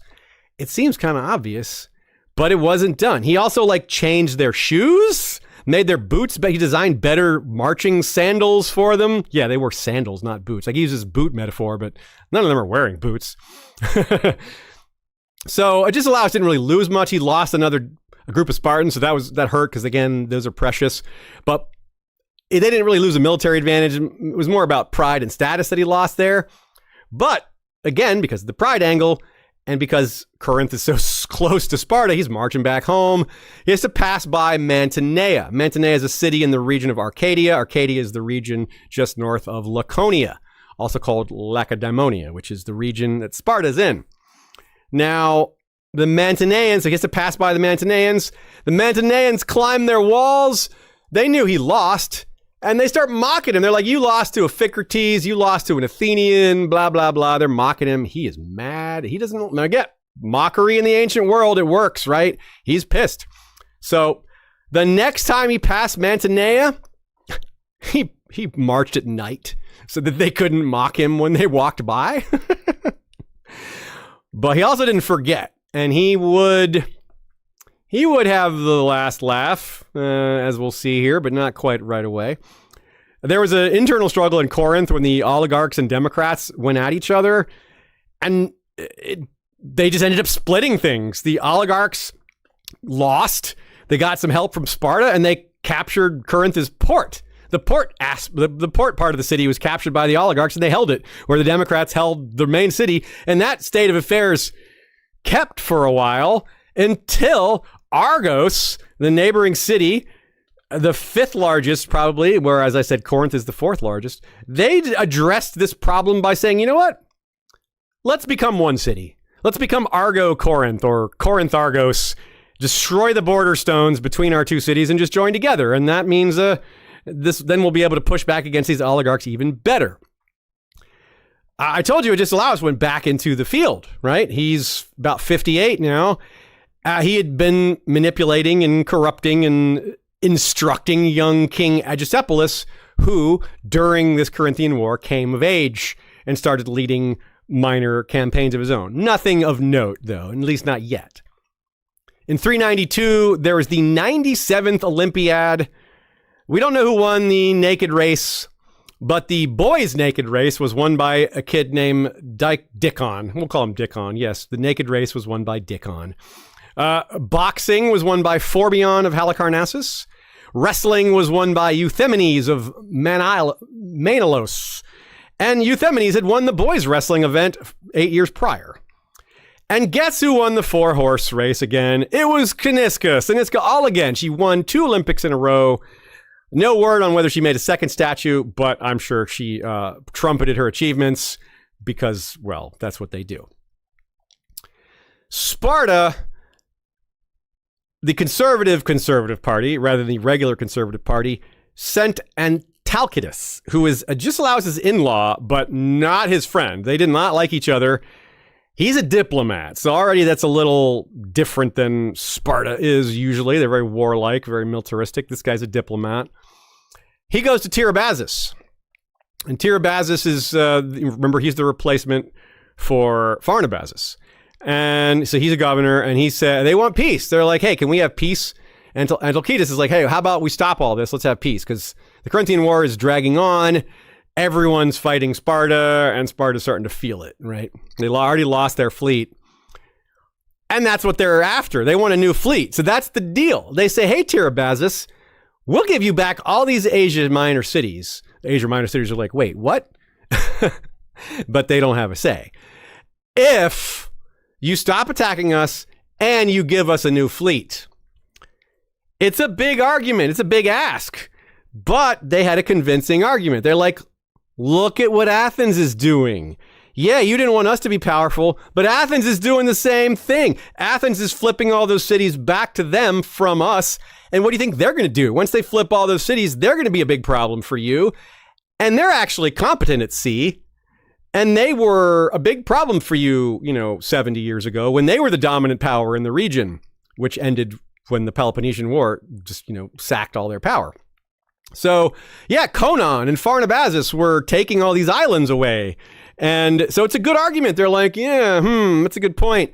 And they were also working with King Evagoras of Cyprus. Remember, this guy rebelled against Persia. So Cyprus is in rebellion against Persia. And Athens sends help to him. They send a guy named Chabrias. Chabrias is our sea snake. He's not going to have a big role in this episode, but he'll have a big role in the next one because, well, he's the sea snake, and that's really cool. This is a guy that changed sides a few times, was an expert at sea, very brave, and wasn't always on the same side. So he staged a trap on the Spartan garrison in Cyprus. He tricked them into emerging to fight a battle because, they like doing that. They don't like hiding in their territory or hiding in their castles or whatever, their fortresses. But he had hidden, Chabrias did, some more troops nearby. And once the Spartans emerged, they were caught between these two armies and killed. And Sparta lost their presence on Cyprus. So King Evagoras moved to, rather than just trying to reclaim his island, he invaded Persia and started taking cities in Phoenicia, including Tyre. Tyre is the model for Tyrosh. Tyre is where purple dye comes from. Tyrosh is where colorful dyes come from. Both those cities get their colorful dyes from sea snails. He also encouraged another province in Persia under Persian rule to revolt. So there's more revolts happening. Cilicia is the current revolutionary. So there's Cilicia, Cyprus, and all these others, and some of the Ionian Greek cities. Tiribazus agrees to Antalcidas' terms, and gives him the fleet in exchange for the cities. He's like, all right, I'm going to give you that fleet. You can have those cities back. But Artaxerxes is like, wait. Governor Tiribazus, you did what now? No. He reversed it. He said, no, I'm Ares, you're Tywin, I'm reversing that. We don't agree to Antalcidas' terms. You can't have a fleet. He fired Tiribazus and put a new guy, Struthos, in. Struthos went back to anti-Spartanism. But like 2 years later, Struthos got fired and Tiribazus was replaced. And we don't know why. We don't know what happened behind the scenes. My guess is Parasitus. His overbearing, very controlling mother had something to do with it. We don't know what her deal is at this point. She's very old. She might be in her 90s. It's possible she's not even in the picture anymore. But if she was, she's doing things because that's what she did. She doesn't sit back. That's not her vibe. It could have just been that Antalcidas just was that good of a diplomat. Either way, Artaxerxes flipped back to being pro-Sparta, anti-Athens. So the Athenian envoys, including Conon, who had been working with Pharnabazus, he's this powerful general and he's working as an envoy now. He gets snatched up and thrown in prison by Tiribazus. Throwing an envoy in prison. Not cool, but they did it. Now that Winston Churchill dude, Thrasybulus, he is appointed to replace Conon and starts raiding different places throughout the Aegean, raiding a territory of the Persians and the Spartans. Conon actually escapes from prison, gets the job back from Thrasybulus, then goes back to Cyprus and dies of like a fever or something, which puts Thrasybulus right back in charge again. And Antalcidas finally found a way to stop all this. When the new ships were ready, he sent them to blockade the Black Sea, which had the same effect Lysander had those 20-some years before when he ended the Peloponnesian War by blockading Athens' grain supply. That's, again, what Antalcidas did. The grain supply of Athens was blocked, and Athens didn't have enough ships to break that blockade. So they're like, all right, you got us. We'll at least come to the negotiating table. We'll show up. We'll talk to you. We'll see what we can do. Without Athens at war, Corinth, Argos, and Thebes, they're like, all right, we're not going to fight these guys by ourselves, not without Athens. So we will also come to the negotiating table. The year 388 was the 98th Olympiad. The stadion was won by Sosippos of Athens, the wrestling by Aristodemos of Elis, the boxing by Eupolos of Thessaly, the two-horse by Cleogenes of Elis, and the four-horse by Xenarchos of Sparta. This episode's running a little longer than we intended, so we're going to do one more section and then call it, and we'll just keep going. We'll take as many episodes as it needs to get through all this. I love this story. I hope you all do too. So we'll just run with it until it's done, and you guys tell us what you think. One of the stops that Thrasybulus made along the way, when one of his many raids, was the city of Aspendus. He raided them for food, and the Aspendians were pretty pissed about that. They counter-raided him, attacked his camp at night, and killed him. That's it for Thrasybulus. So that's, again, a loss for Athens, which affects their negotiating strategy. They're like, we lost another general, dang it. And so he was a really big deal. And he was one of the guys that overthrew the 30 tyrants. So that's a big loss. And they felt it. The King's Peace, 387. Valor would cease to be a virtue if there was no injustice. Agesilaus. This King's Peace meeting was a huge deal. Picture a great council or something like that where everyone's there. Agesilaus was there, and he claimed the right to preside. He took the high seat and was like, hey, I'm in charge here. Artaxerxes wasn't there in person, or else he would have done that. That's obviously his spot. Tiribazus was there as the main representative for the Persians. Athens had representatives, of course, and all these others, Sparta and Thebes, everybody had their representatives there. Here's the terms that were inflicted upon them. With Athens and Athens and Corinth and Argos and Thebes having the worst of it, they had to accept terms that were not favorable to them. Athens had to give it all back. Everything they had just flipped away from Sparta and Persia, they had to give back. Everything Thrasybulus and Conon and Pharnabazus had done had to be reversed. Now, Pharnabazus didn't care because he was working for Persia. Anyway, he's Persian, so it doesn't really matter to him. And he'd already gotten rewarded. He's not even in the picture right now. Evagoras, through very clever maneuvering, pitted Tiribazus and Orontes, another Persian satrap, against each other and managed to get out of all this despite rebelling. He got to keep his kingdom. He got to keep Cyprus as a client. He had to pay taxes, but he got to keep the title king, which is really amazing because no one else really did. Corinth, Argos, they combined into one. No more. Part of the deal was they had to go back to being 2 cities. Thebes had to give up their allies, their close local allies, the Boeotian League, which had existed since 520. So Thebes had to say, no, you're individual now. And this was accomplished by Agesilaus. Thebes was like, okay, we'll sign this deal on behalf of the Boeotian League. And Agesilaus said, no. Everyone signs individually. You can't sign on their behalf. You don't rule them. So that's how he put that to paper, was by having the individual cities sign individually for themselves. Say, hey, we agree to this peace deal on our own behalf, not because of Thebes. So by those means, Agesilaus pulled power away from Thebes. In some ways, the king's peace was amazing. Think about Aegon's conquest. It was the first true framework for a unified peace throughout Greece, just like it was for Westeros when the Iron Throne was forged.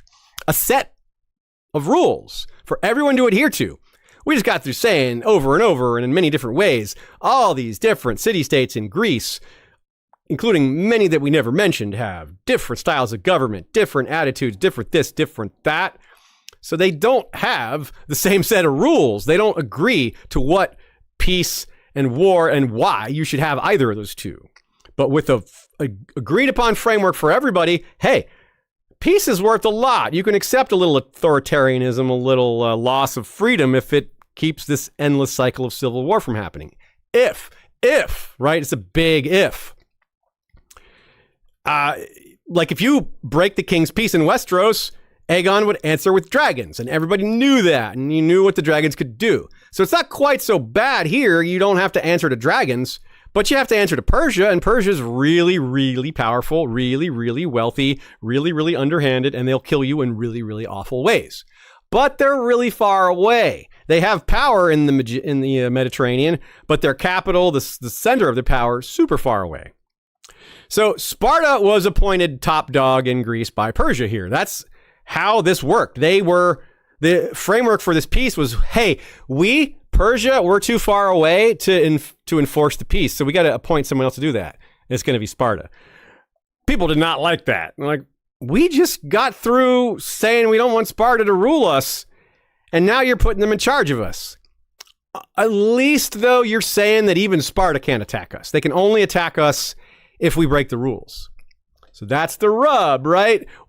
Interpretation of the rules is going to become the new battlefront for the next few years, because what's Sparta's reign? When are they allowed to attack somebody else for breaking the king's peace? Because if they attack somebody with an invalid reason, then they've broken the king's peace, right? Yeah. So Sparta's top dog. They get to call the shots, but they're very restricted. Maybe. Right? It remains to be seen just how restricted they will be. Just how strict will Artaxerxes be? Just how strict will Sparta be? Nobody knows at this point. It's also kind of embarrassing, though. As good as this is, as much as this is a positive outlook for peace, even though this is something that will be later built upon when Greece becomes a little more unified, having Persia dictate all this is embarrassing. We've said at plenty of points throughout this episode that Greece doesn't like Persian culture. They think they're soft. They think they're corrupt and too feminine or whatever, these things that aren't necessarily insults, but they think they are. And so having Persia lord over them, king over them like this, even though it was creating peace, they didn't like it. And it really didn't take very long for Sparta to start rubbing people the wrong way again. The Corinthian War ended in 387 with the signing of the king's peace. And even though not much changed, both sides had spent a lot of resources reaching that stalemate. So Sparta maintained its dominance over the Greek mainland, but their grip wasn't as strong as it was, because now they have a weaker army, weaker leadership, and restrictions placed upon them by the king's peace. In 385, Sparta decided to go at Mantinea, that same city that laughed at Agesilaus. And what was their reason? Because they had walls. They're like, you can't have walls. That violates the king's peace. It doesn't, but that was Sparta's pretext. Yet even Thebes joined them because they didn't want to, this wasn't the battle to pick with Sparta. Like, we got to enforce the rules, and if we're going to stand up to Sparta, this isn't the time. So we'll go along with it. We don't have any alliance with Mantinea. So they sent a group to help Sparta out, including Pelopidas and Epaminondas. Two very important characters, the two who I'm the most excited to talk about. Most of that will have to wait till next time. But here's where we get to at least introduce them. Also, by the way, Aristophanes, the father of comedy, died in this year, 385, or maybe 386. We still have 11 of his plays in modern times. He was a master of satire. He was maybe the first ever famous, successful satirist. His plays were so good and satire had so much power in this era that he could turn public opinion about kings, leaders, anybody with his playwriting. Plato blamed Aristophanes in part for the death of Socrates because Aristophanes portrayed Socrates in a way that was not very friendly, and that helped lead to Socrates getting charged with blasphemy, which led to his execution. So, whoa, yes, we got the philosophers getting mixed in here. Philosophers and playwrights are getting mixed in here, but they're mixed in directly in politics, directly impacting these things we're talking about. So, for some reason, Agesilaus didn't lead the Spartan army that went to Mantinea. Maybe because he wanted to keep a distance. Maybe because he had been censured for his direct anger at Thebes, his non-Spartan, his vendetta against Thebes, which is not good.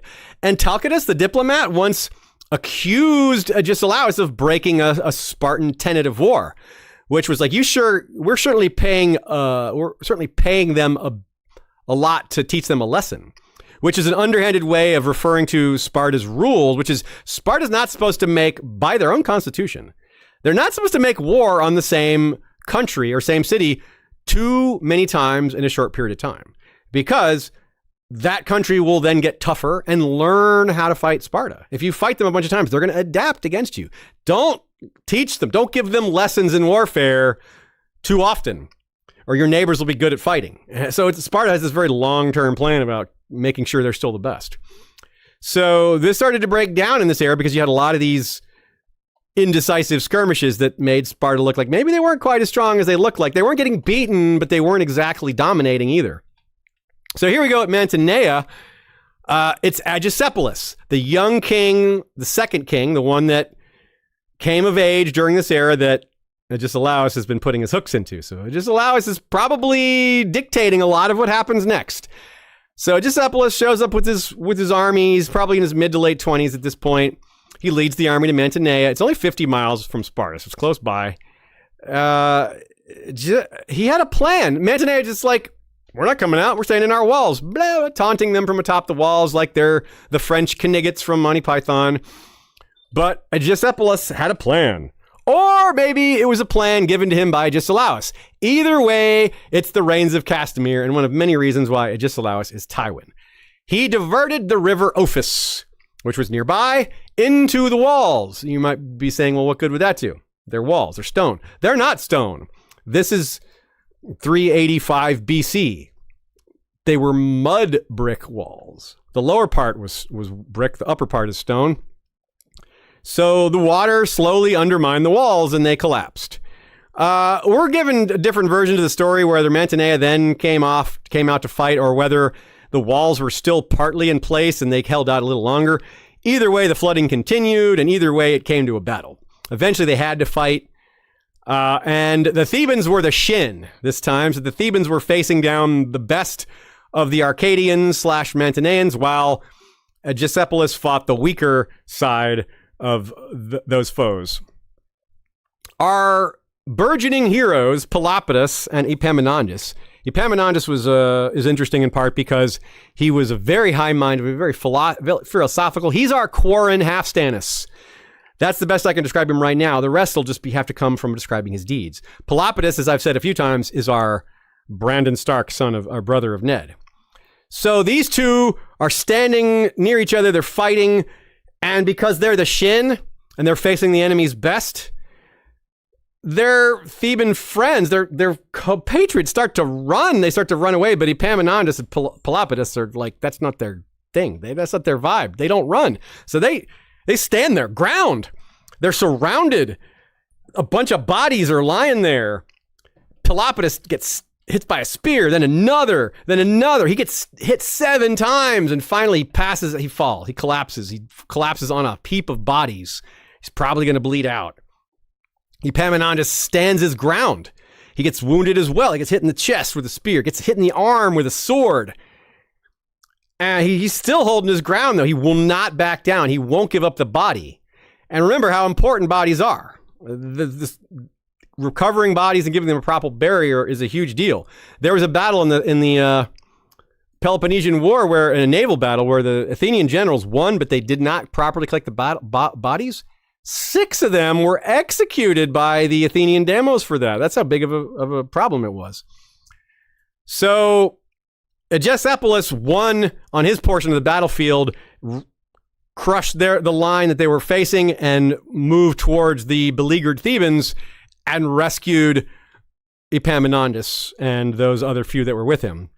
Pelopidas managed to survive. He was grateful to Epaminondas, and this forged an important friendship. Pelopidas was the headstrong, passionate guy, like I said, ragey, kind of a guy that thought, act first, ask questions later, that kind of guy. Epaminondas, very thoughtful. Both of them very capable warriors, very brave, very patriotic Thebans, but different in a lot of ways. Epaminondas has self-enforced poverty.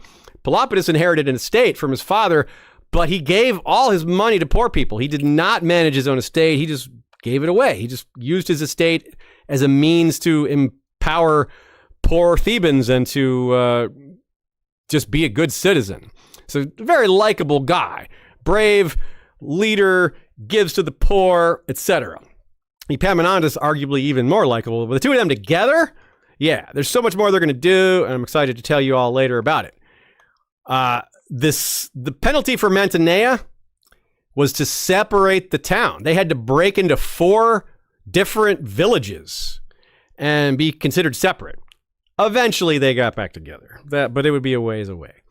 That's a penalty. This is a penalty for violating the king's peace. We get sort of an idea of how it's going to work. Violate the king's peace, lose your walls, and get split into individual communities after, you losing a lot of your male soldiers. 384 was also the 99th Olympiad. The first Olympiad under the king's peace. By the way, Plato founded his academy. The famous Academy of Plato, founded the following year, 383. The naked sprint was won by Diccon of Syracuse, who won the boys' naked race back in 388. The double stadion was also won by Diccon. What the hell? This guy was really fast. He may have also won the Hoplitodromos, which was a not naked foot race where you wore full heavy infantry armor and ran in that. So that's got to be really hard. The long distance run, which was also naked, was run by Sotades of Crete. Boxing by Demoxidenes of Menailos. Wrestling by Nericidus of Phigalia. The pentathlon.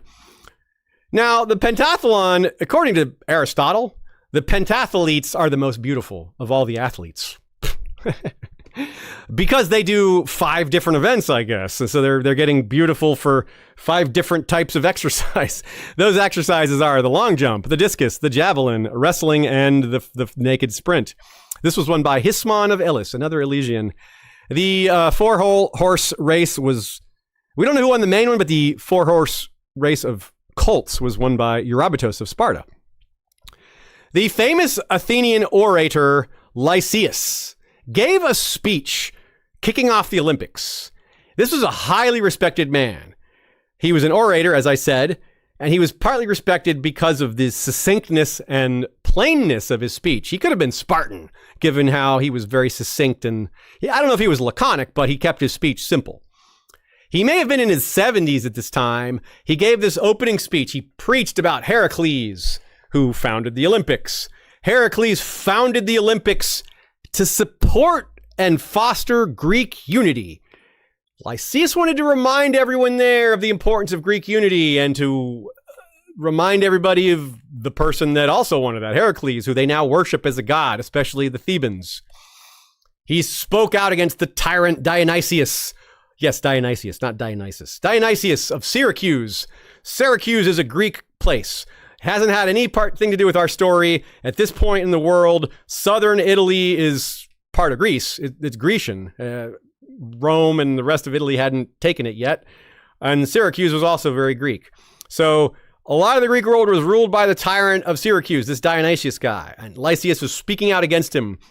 Dionysius had sent a bunch of athletes and they were richly decorated. They were given bribes. They were probably entering the horse races with multiple times. And these horses were decorated in gold. And a lot of Greeks were disgusted. They weren't even sure that he should be allowed to compete. Also, he spoke out against Persian control for very similar reasons. This is worse. At least Dionysius is Greek. But Persian control over Greece, it's disgusting. It's unmanly. It's un-Greek. How can we allow Persia to dominate us like this? They're inflicting this peace on us, this unmanly peace that we didn't earn ourselves. He's really riling the crowd up. People are mad. People are agreeing. They're amening him. Whatever Greek amen is, they're saying it.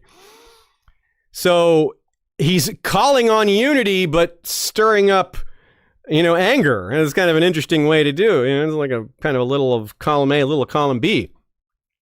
This guy, Lysias, is pretty interesting. We have 34 of his speeches still around, including this one. I didn't look it up. I mean, it's not just out there to read. It's a obscure source. You got to find it. I don't even know where I would get it. It might be probably for academics only or whatever. It's definitely not just on the internet. But yeah, Lysias, you could read his speeches, 34 of them. How cool is that? This brings us all the way back to the start. This is where we'll leave it, with Phoibedas seizing the Cadmea of Thebes. Remember I told you that it was weird for a Spartan sub-commander to do that, and why it was probably Agesilaus. And we went through a lot of reasons why Agesilaus hates Thebes and why he would be motivated to do that. But what we didn't mention was the king's peace. Sparta violated its own agreement, the thing it was in charge of enforcing, it violated. So when Phoibedas was not penalized, when he was released, the hypocrisy was even bigger than I first let on. Because not only was he not punished, not only did they violate the king's peace, not only did they censure Phoibedas, so they said it was a bad thing to do, they didn't give it back. They kept it. So hypocrisy, injustice, treaty violations. And you can see why Agesilaus kept his distance from the seizure of the Cadmea and maybe kept his distance from the melting of Mantinea's walls, because it's too obvious that he might be behind these. So he's got to keep a little distance from it.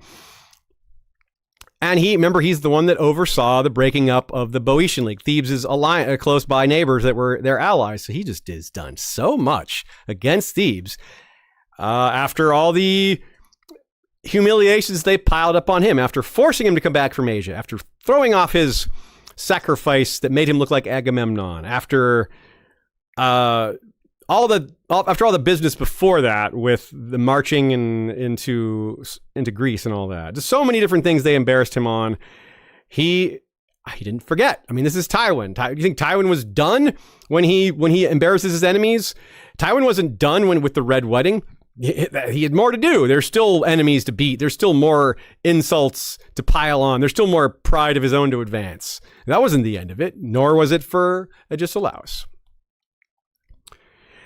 To make the hypocrisy even worse, the reason Phoibedas was passing by Thebes, we told you that he was bringing a relief force. Who was he bringing a relief force to? To the city of Olynthus. Olynthus was the head of the Chalcidian League. The Chalcidian League is northern Grecian states. They had a league like many Greek states had a league. The Boeotian League, the Peloponnesian League, the Delian League. Greece was all about leagues in this era. But the Spartans didn't like the Chalcidian League. They're like, we are coming for you. Why? It was another thin pretext to start a war. The Chalcidian League, you're not supposed to have leagues under the king's peace, but they had it all this time and no one cared. But the king of Macedonia had an agreement with the Chalcidian League. He said, hey, hold on to some of my territory, temporarily while I go fight this war.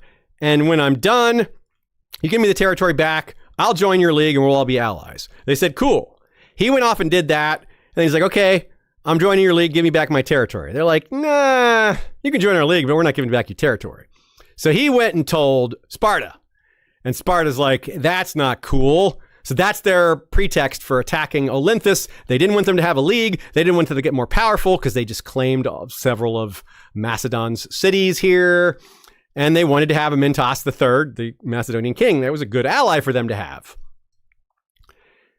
So in other words, they were marching on Olympus to attack them for a very thin pretext. So they were also violating the king's peace before they violated the king's peace with Phoebodas's sneak attack. He was marching to further violate the king's peace, and on his way to violate the king's peace, he violated the king's peace in a different way.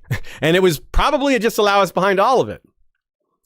And again, Agesilaus held back because, you know, he can't be the one to be seen breaking the king's peace. If this rogue operator breaks the king's peace, well, that's not a good enough reason for Persia to start a whole war. If their king does, yeah, that's a reason. But if just this garrison commander, we're not going to start a war over a garrison commander, are we? Clever, Agesilaus. Now, one other little mention that escaped us here is Agesilaus' half-brother, Telutius, was involved in that Olympian campaign fighting the Chalcidian League, and he was killed. So that's another reason that he was mad, because his half-brother was killed in that conflict. So this is the state of northern Greece at this time. It's a buffer to the northern kingdoms that I've only barely touched on. Remember I said at the beginning that Greece, this is the end of Grecian independence, this story that we're building up to. We're showing you how Greece has torn itself apart, building up to that. And breaking apart the Chalcidian League is kind of an accident. Sparta doesn't realize what they've done. They've weakened the northern border, which opens up to anybody, whoever could be invading from the north, whoever it might be, whether it's a nearby neighbor, whether it's somebody far away, whether it's Persia, whether it's someone from the west, which we haven't really discussed at all. They have an easier time of it. That's what we started with, saying Greece should be more worried about their neighbors to the north, their threats to the north, than they are with fighting each other. And the fighting each other is what's going to screw them. And this is a big milestone in that. A great place for us to end, even though it's not where I intended us to end. It's a great place for it, because this is going to have dire consequences. Sparta thinks they're defending Greece, they're holding it together, but they're actually weakening it. To them, this threat isn't as big, because northern Greece, that's pretty far away. They're on the pretty much the farthest southern part of Greece, so that's just so far away to them. So they can kind of ignore it, right? Wrong. In part 2, what we will have is, well, you saw me talk about Plutarch's chosen 25. Many of them are in this episode, but only our Prince Damon candidate, Lysander, is dead. All the rest are still alive, plus more that need to enter the story. We need to find out what happened. What happens to Artaxerxes, Agesilaus, Tiribazus the Balancer, Parysatis the Circe, the return of Pharnabazus the Paymaster? What about Pelopidas and Epaminondas, our Quarren half-Stannis? What about our sea snake, Cabrius? We barely touched on him too. There's a new Spartan king going to arise as well, but before Agesilaus is out of the picture, and Agesilaus has got a while left. We've barely talked about Iphicrates the Innovator too. And like I said, 2 more of Plutarch's 25 chosen parallel lives are going to enter the story as well. Plus the Sacred Band of Thebes. Let me give you a brief teaser on the Sacred Band of Thebes. They are 300 men, 150 pairs of lovers, right? 300 guys, each pairs of lovers. That was the Theban, peak of their ideal as warriors. You will not shame your lover in combat. That's the last guy you would look bad in front of, because male love is all about, in Greece, it all is all about looking great, looking brave, and being strong and being warlike, because those are the peak of masculinity, and thus you would never do anything not masculine in front of your lover, your beloved, the guy you love the most, the person you love the most in this world that you want to look good in front of. You would never shame them by running away. You would always fight your hardest. It's an interesting argument, isn't it? Some people fight better for their country. Some people fight better for their king. some people fight better for their lover. Honestly, that'd be a lot of people. It's a different ball game with them right next to you in the line with spears and swords and everything coming right at you. That's different, but that's part of what makes the Sacred Band of Thebes so very interesting. So we'll talk about them a lot too. We'll talk about the further consequences of the depletion of the Chalcidian League. We'll actually tell you who the great enemy to the north is going to be and the greater enemy to the north, because there's two. So yeah, this one was really fun, really difficult and longer than I intended, but I wanted to do it right. I didn't want to leave anything out, but I also was wary of including too much, which maybe I did. I assume you guys are mostly pro more context than less, and I think some of these details are included are really fun. So tell me how I did. Tell me if this was too much or if you like the way I'm doing it. Definitely going to have more of these to follow it up. I want to tell this whole story, and we'll see how long it takes. It's a lot. These episodes take more preparation than most because I'm studying things that I don't know as well as A Song of Ice and Fire, but I love it. It's fun to learn these things. It's fun to make these parallels, and I think you can tell from my enthusiasm level that I'm eager to continue. Lots of hours went into this, but they were fun hours, and we'll get back to it next time. The trivia question was, what is the name of the region in which Sparta resides? Hint, it's derived from a word that means using as few words as possible.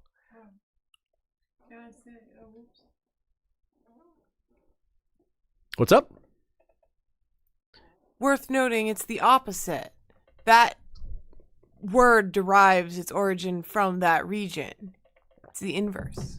Oh, I'm sorry. You're right. I meant to say that. You're absolutely right. The word came from Sparta's region here, not the other way around. The word is Laconic, or Laconia is the region. If you've watched The Expanse or read The Expanse, you're familiar with the term Laconia. A certain political group named themselves after that. Now, the region's also called, the people are also called the Lacedaemonians sometimes instead of the Spartans. It's kind of an interchangeable term, although Lacedaemon refers to the whole region. It's spelled lace daemon, as if Daemon Targaryen was all decked in lace, but it's pronounced Lacedaemon, but it's spelled the same way, lace daemon. Just to picture a lace daemon. That's the idea that I want you to leave this episode with. Lace daemon. Mentioned in this episode, or, well, not mentioned in this episode, but related to this episode is our episode Rage of Heroes, which was a Valar Reretus World of Ice and Fire related episode. We did a Parallel Lives episode inspired by this many, many years ago. Got a lot of relevance to this one. We did a Song of Ice and Fire in Rome. Not directly related, but it's another one of our history and Westeros episodes. The Black Dinner of Scotland, the Wars of the Roses, followed up by Pretenders and Imposters. Those two are companions. So yeah, we love doing episodes like this, and we are excited that you all came for this one. Thank you to everyone that was here live. Thank you to all of you on Patreon who are members and support our show and are delving into many things like this. And of course, our main A Song of Ice and Fire focus. On behalf of Ashea, I'm Aziz. We'll see you all next time. Thanks to Michael Klarfeld as well for our video intro. You know Michael Klarfeld. He's a great man. Claridax.de. You can find that in the description if you want to get some of his maps for yourself. Maps like these that are behind me. And until next time, Valar Reretus.